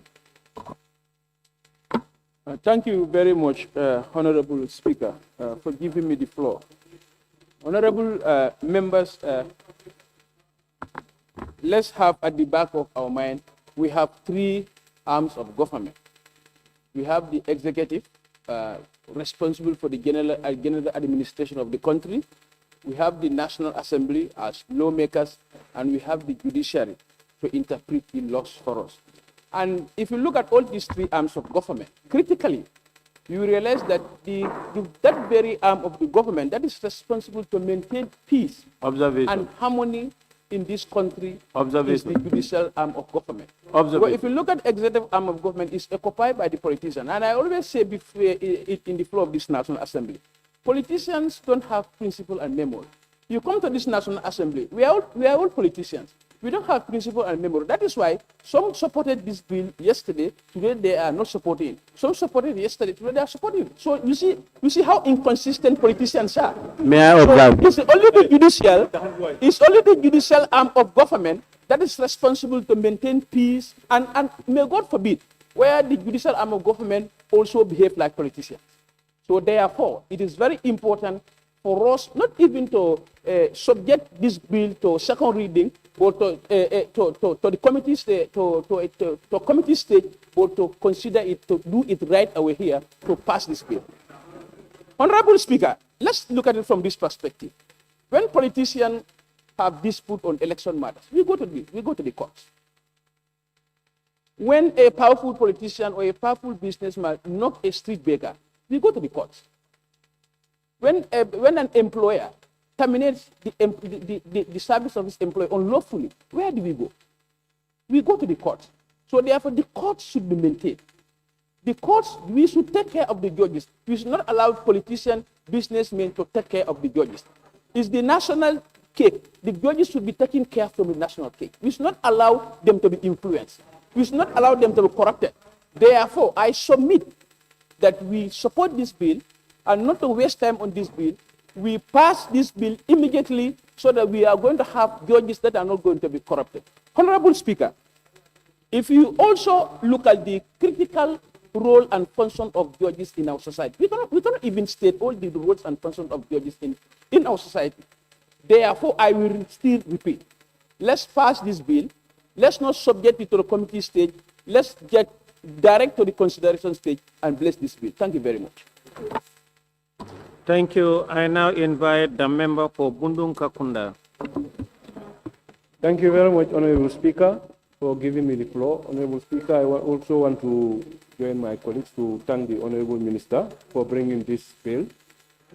Basically, the previous one that was here before, I was among the members who did not support the bill, but based on the object and reasons of this particular bill, Honorable Speaker, if you may allow me, paragraph 2, this bill also seeks to give effect of section 123 of the Constitution, which states that the judiciary shall be independent and shall be subject only to the Constitution and the law. That independence is not merely symbolic. It must be supported by adequate and secure conditions of service, including fair and protected remuneration. So I think this is a justification to ensure that hence the judiciary is is also an organ of the government. For them to effectively execute their duties, I think it's important we consider it. Considering it doesn't only mean what is in here, that's what we are going to. So we allow the committee to scrutinize this thing based on consultation with the relevant stakeholders concerned, so that at least that will be able to inform the general body so that we can do the needful. For that being the case, because at the end of the day, serving your country is important, but after serving your country, what next is also very important. And this, it doesn't only include on this bill alone, but to all citizens who are serving the country. So for that being the case, this is the bill that is already with us. So let's try and do the needful through the committee so that at least we can at least pass this bill. So on that note, Honorable Speaker, I thank you very much. Thank you. I now invite the member for Sabak Sanja. Thank you very much, Honorable Speaker. Honorable Speaker, sometimes I wonder what would be the fate of some politicians in the year after. You know, the same politicians who stood here and said that they cannot trust the majority camp if they should allow the constitution to go to the next stage. Is the same politician saying we can't allow this one to go to the next stage? Where are they putting themselves? You see, we shouldn't shy away from our responsibilities. Section 100 of the 1997 Constitution says that the legislative power of this country, of the Gambia, shall be exercised by bills passed by the National Assembly and assented to by the President. No matter how this looks like, it is our sole responsibility to sanitize it. So we shouldn't shy away from our responsibilities. Let's allow it to go through the process, and then we do the necessity so as to do what is expected of us as legislators. There is no harm to take this to the committee stage so that they can come back to us and advise us well before we make a standing decision. This is our responsibility, and I think it is very key that we do that. Honorable Speaker, you see, judges does not only look at issues affecting contracts, affecting individuals against the public or whatever. They decide on life and death of individuals within the court. We've been seeing that. So what is our responsibility as far as the independence of the judiciary is concerned? We should make sure that for us to fight corruption and also give them that standard that they need, so as not to be enticed by any person or individual or a group of people or whatsoever you may call them. We really need to give them what is due for them. So if you are referring this as a most confused bill, I think you are the most confused person in the parliament today. If it is confusing, try to put it in a way that it will not confuse people. It is your responsibility to make sure that it does not confuse us.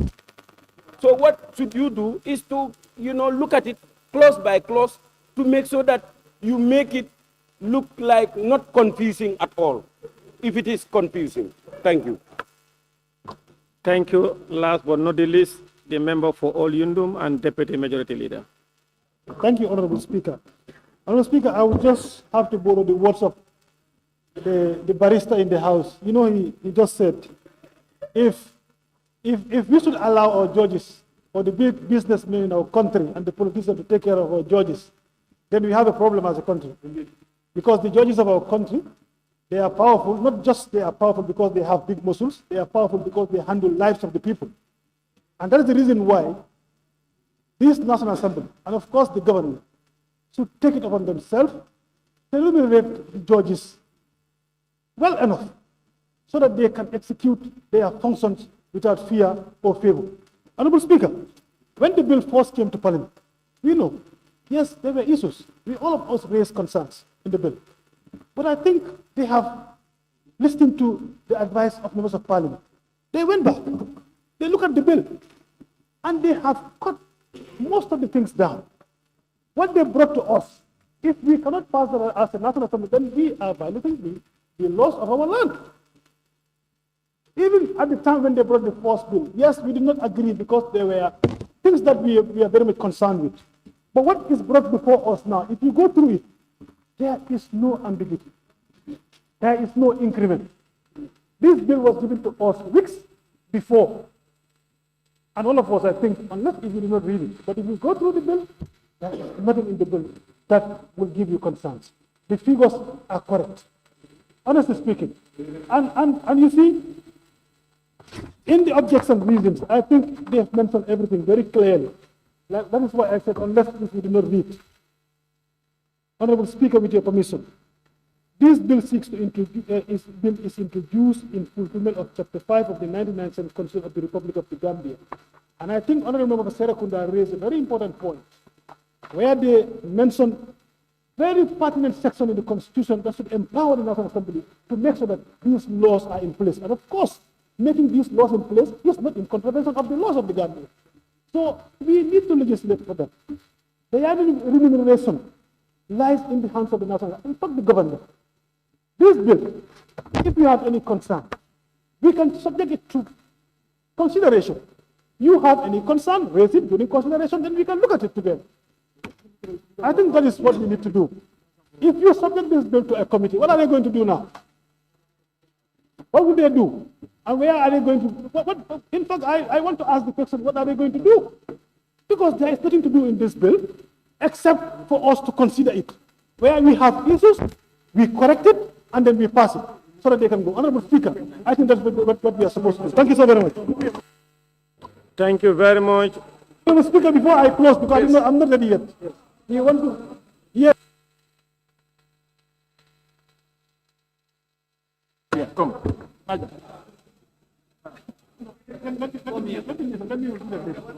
Thank you, Honorable Speaker. Thank you very much, honorable members. May I now call upon the Attorney General and Minister for Justice Honorable Speaker. to respond to issues raised and wind up the debate. Thank you very much, Honorable Speaker. I would like to thank the entire House for this debate on the merits of the bill that is before us.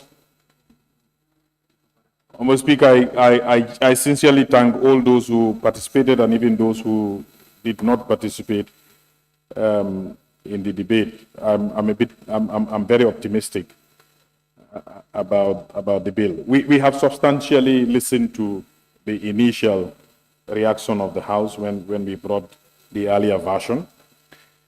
And I'm happy to inform you that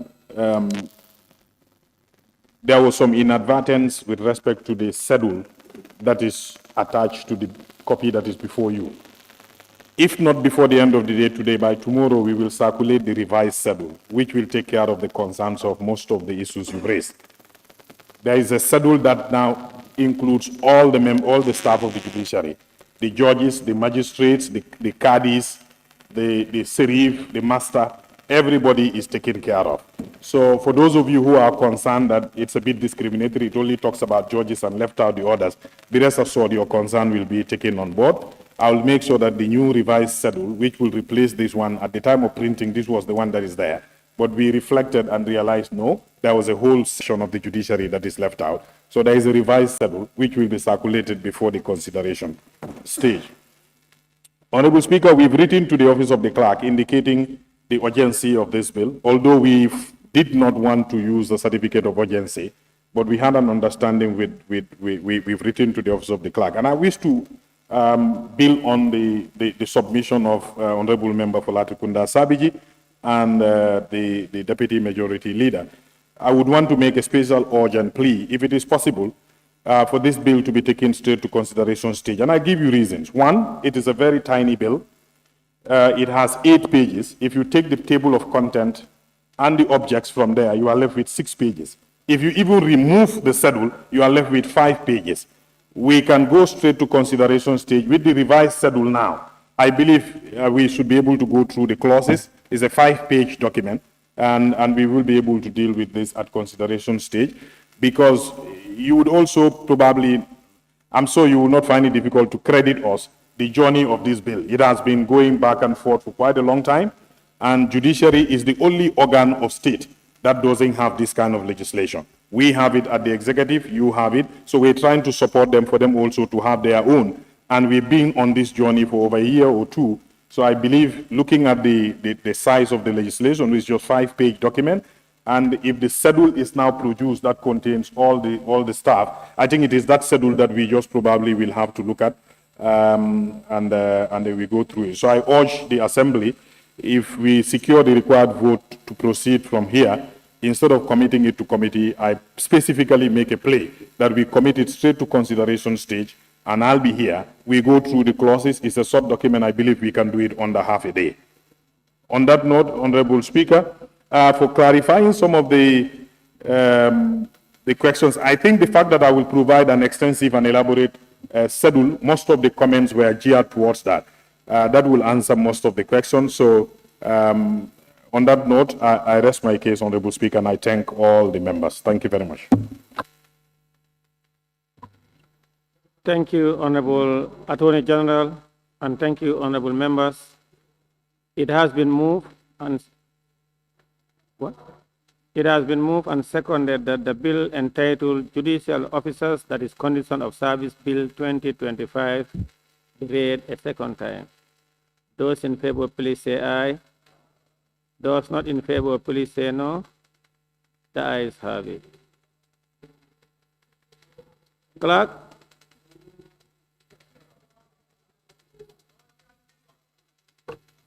Bill.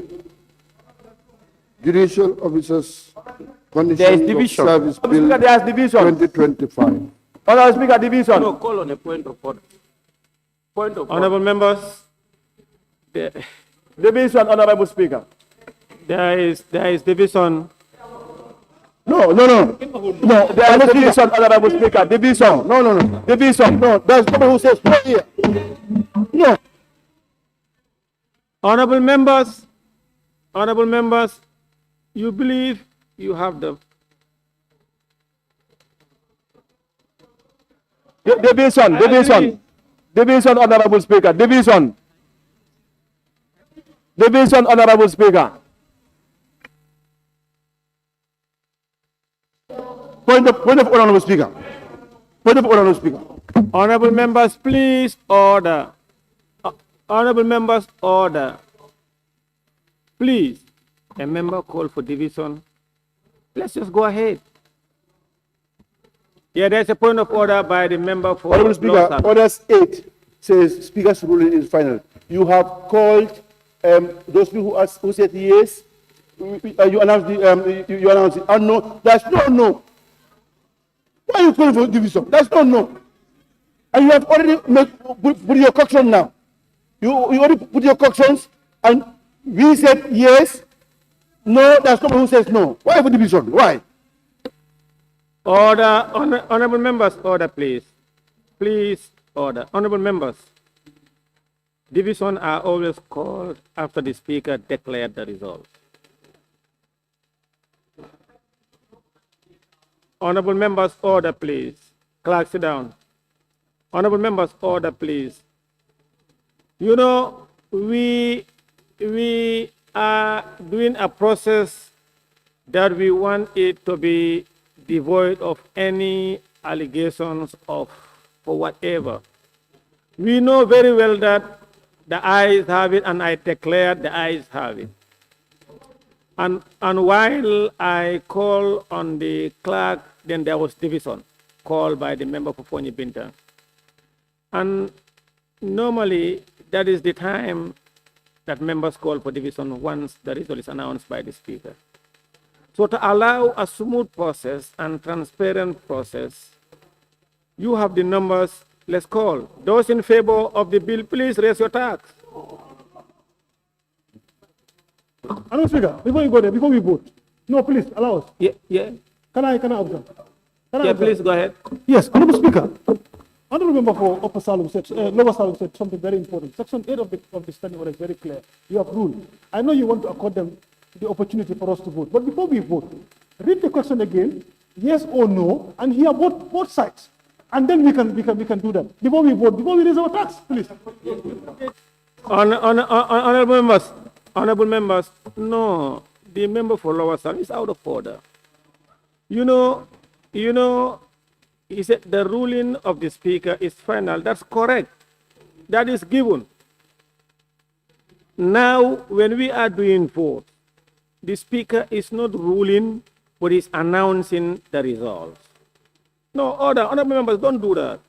When the speaker announced the result as per his or her own judgment, based on the sound of the eyes and the nose, then members will choose to accept the results announced by the speaker based on the sound of based on his judgment. Then we proceed.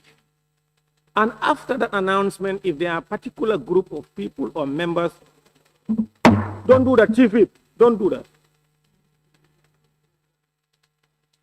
And at some point, At some point, if somebody, if any member raise a division, then we'll vote. Then the speaker will ask that those for and against raise their tag and they have been counted and will announce the results. And that will do it. That will be it. So, those in favor, there is a point of order. No, we must follow the rules of the procedure here. 16th, voting 16.2. After putting the cautions, the speaker shall judge whether the cautions be carried or not by taking voices, yes or no. And the results shall be declared by the speaker. And already you have declared that yes. No, and then you ask the clerk to post it. No, sit down, take your seat. No, complete it. No, complete it. 16.3, complete it. You can't do Speaker, that. this is why you ask the clerk to proceed on the agenda. Honorable, Yes. take your seat. Honorable, take your seat. Honorable members, there is a point of order on 16. Order, honorable members.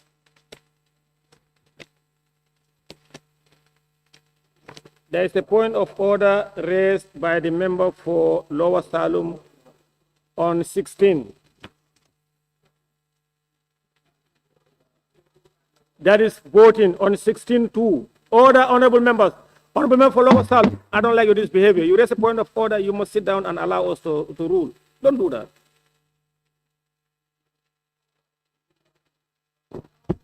On 16.2, the member for Lower Salem read as thus. After putting the question, the speaker shall judge whether the question be carried or not by taking voices aye and or no, and the result shall be declared by the speaker. Correct? And I did that. And I stated and I explained further. And 16.3, it stated, if any member call for a division, the speaker shall direct that the division bell be sounded if the speaker is unsure whether or not a question is carried, having taken voices, or then the speaker's assumption as to whether a question is carried by the voices is queried by a member or members. After 5 minutes have elapsed, the speaker shall put the question again, and if paragraph 3A or B still applies, the speaker shall announce a division.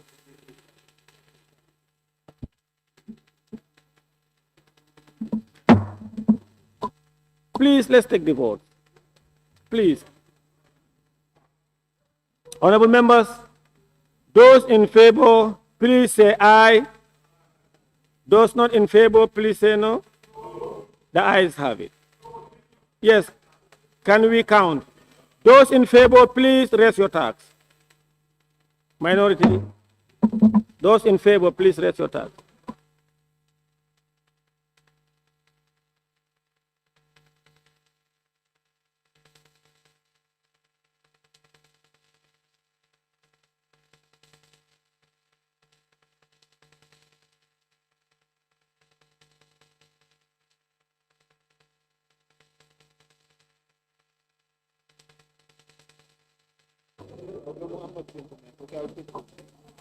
$25.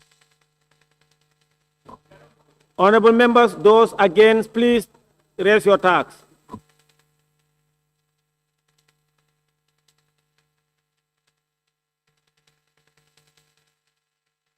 Those abstaining, please raise your tax.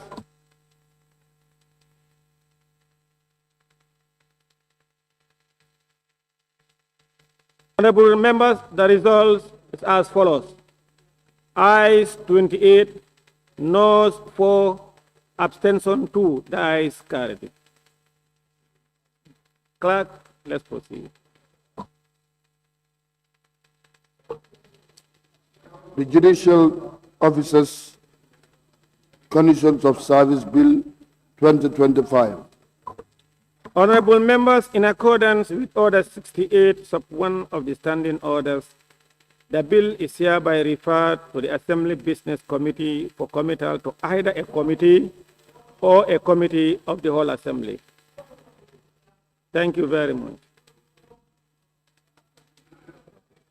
Honorable members, yes. Can we hear the motion? Honorable Speaker, I rise on the point 53E of the standing order.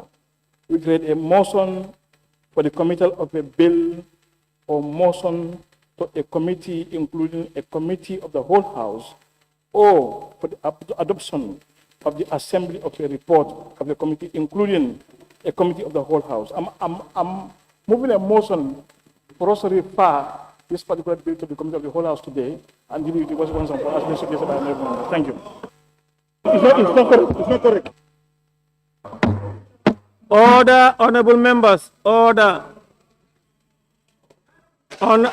Honorable members, order.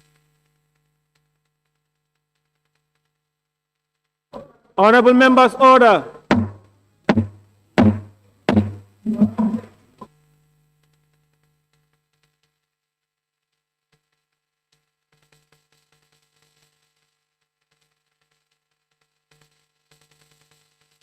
Honorable members, order. Honorable members, order. Honorable members, his most member for Kiang West.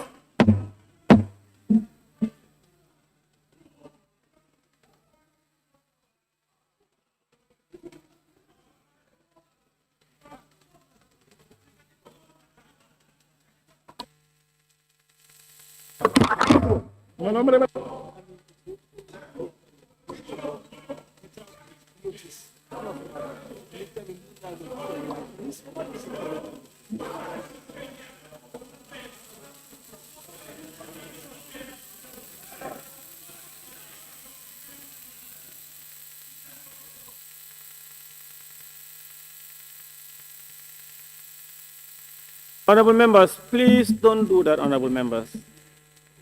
Honorable members, you have the standing orders guiding you. You are either in order or out of order. And if a member raises a motion, if the motion is not in line, we will not entertain it. If it is in line, we will entertain it and you vote. If you are in favor, you support. If you are not, you don't support.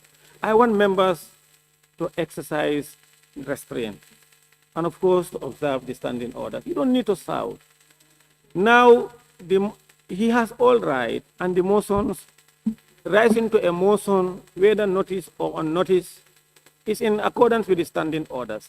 But we also know that the process, in accordance with Order 68, sub 1, it should automatically refer to the ABC. Shall automatically refer to the ABC. We know that to either for the ABC to commit it, a committee of the whole House, or to a committee. We know that. So, but also members have the right to raise motions.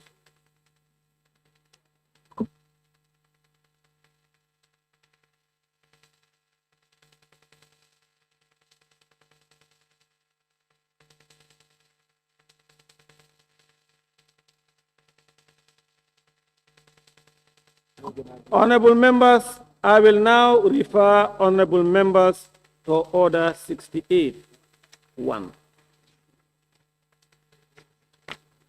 68.1. When a bill has been read a second time, it shall stand referred to the Assembly Business Committee for committal to committee. And I read it, I said, either to a committee of the whole House or committee. So now the Assembly Business Committee will determine or they will decide either to commit it to the committee of the whole House or to a committee of the Assembly, based on, in their own judgment, the exigency or the importance of the bill vis-a-vis its composition or the volumes of the bill. So if there is any misguidance, we will take it to court. On that note, please don't do that. Don't do that. Don't do that, the member of Fokiang West. Don't do that. Now, on that note, I will not be able to entertain that motion. That's my ruling.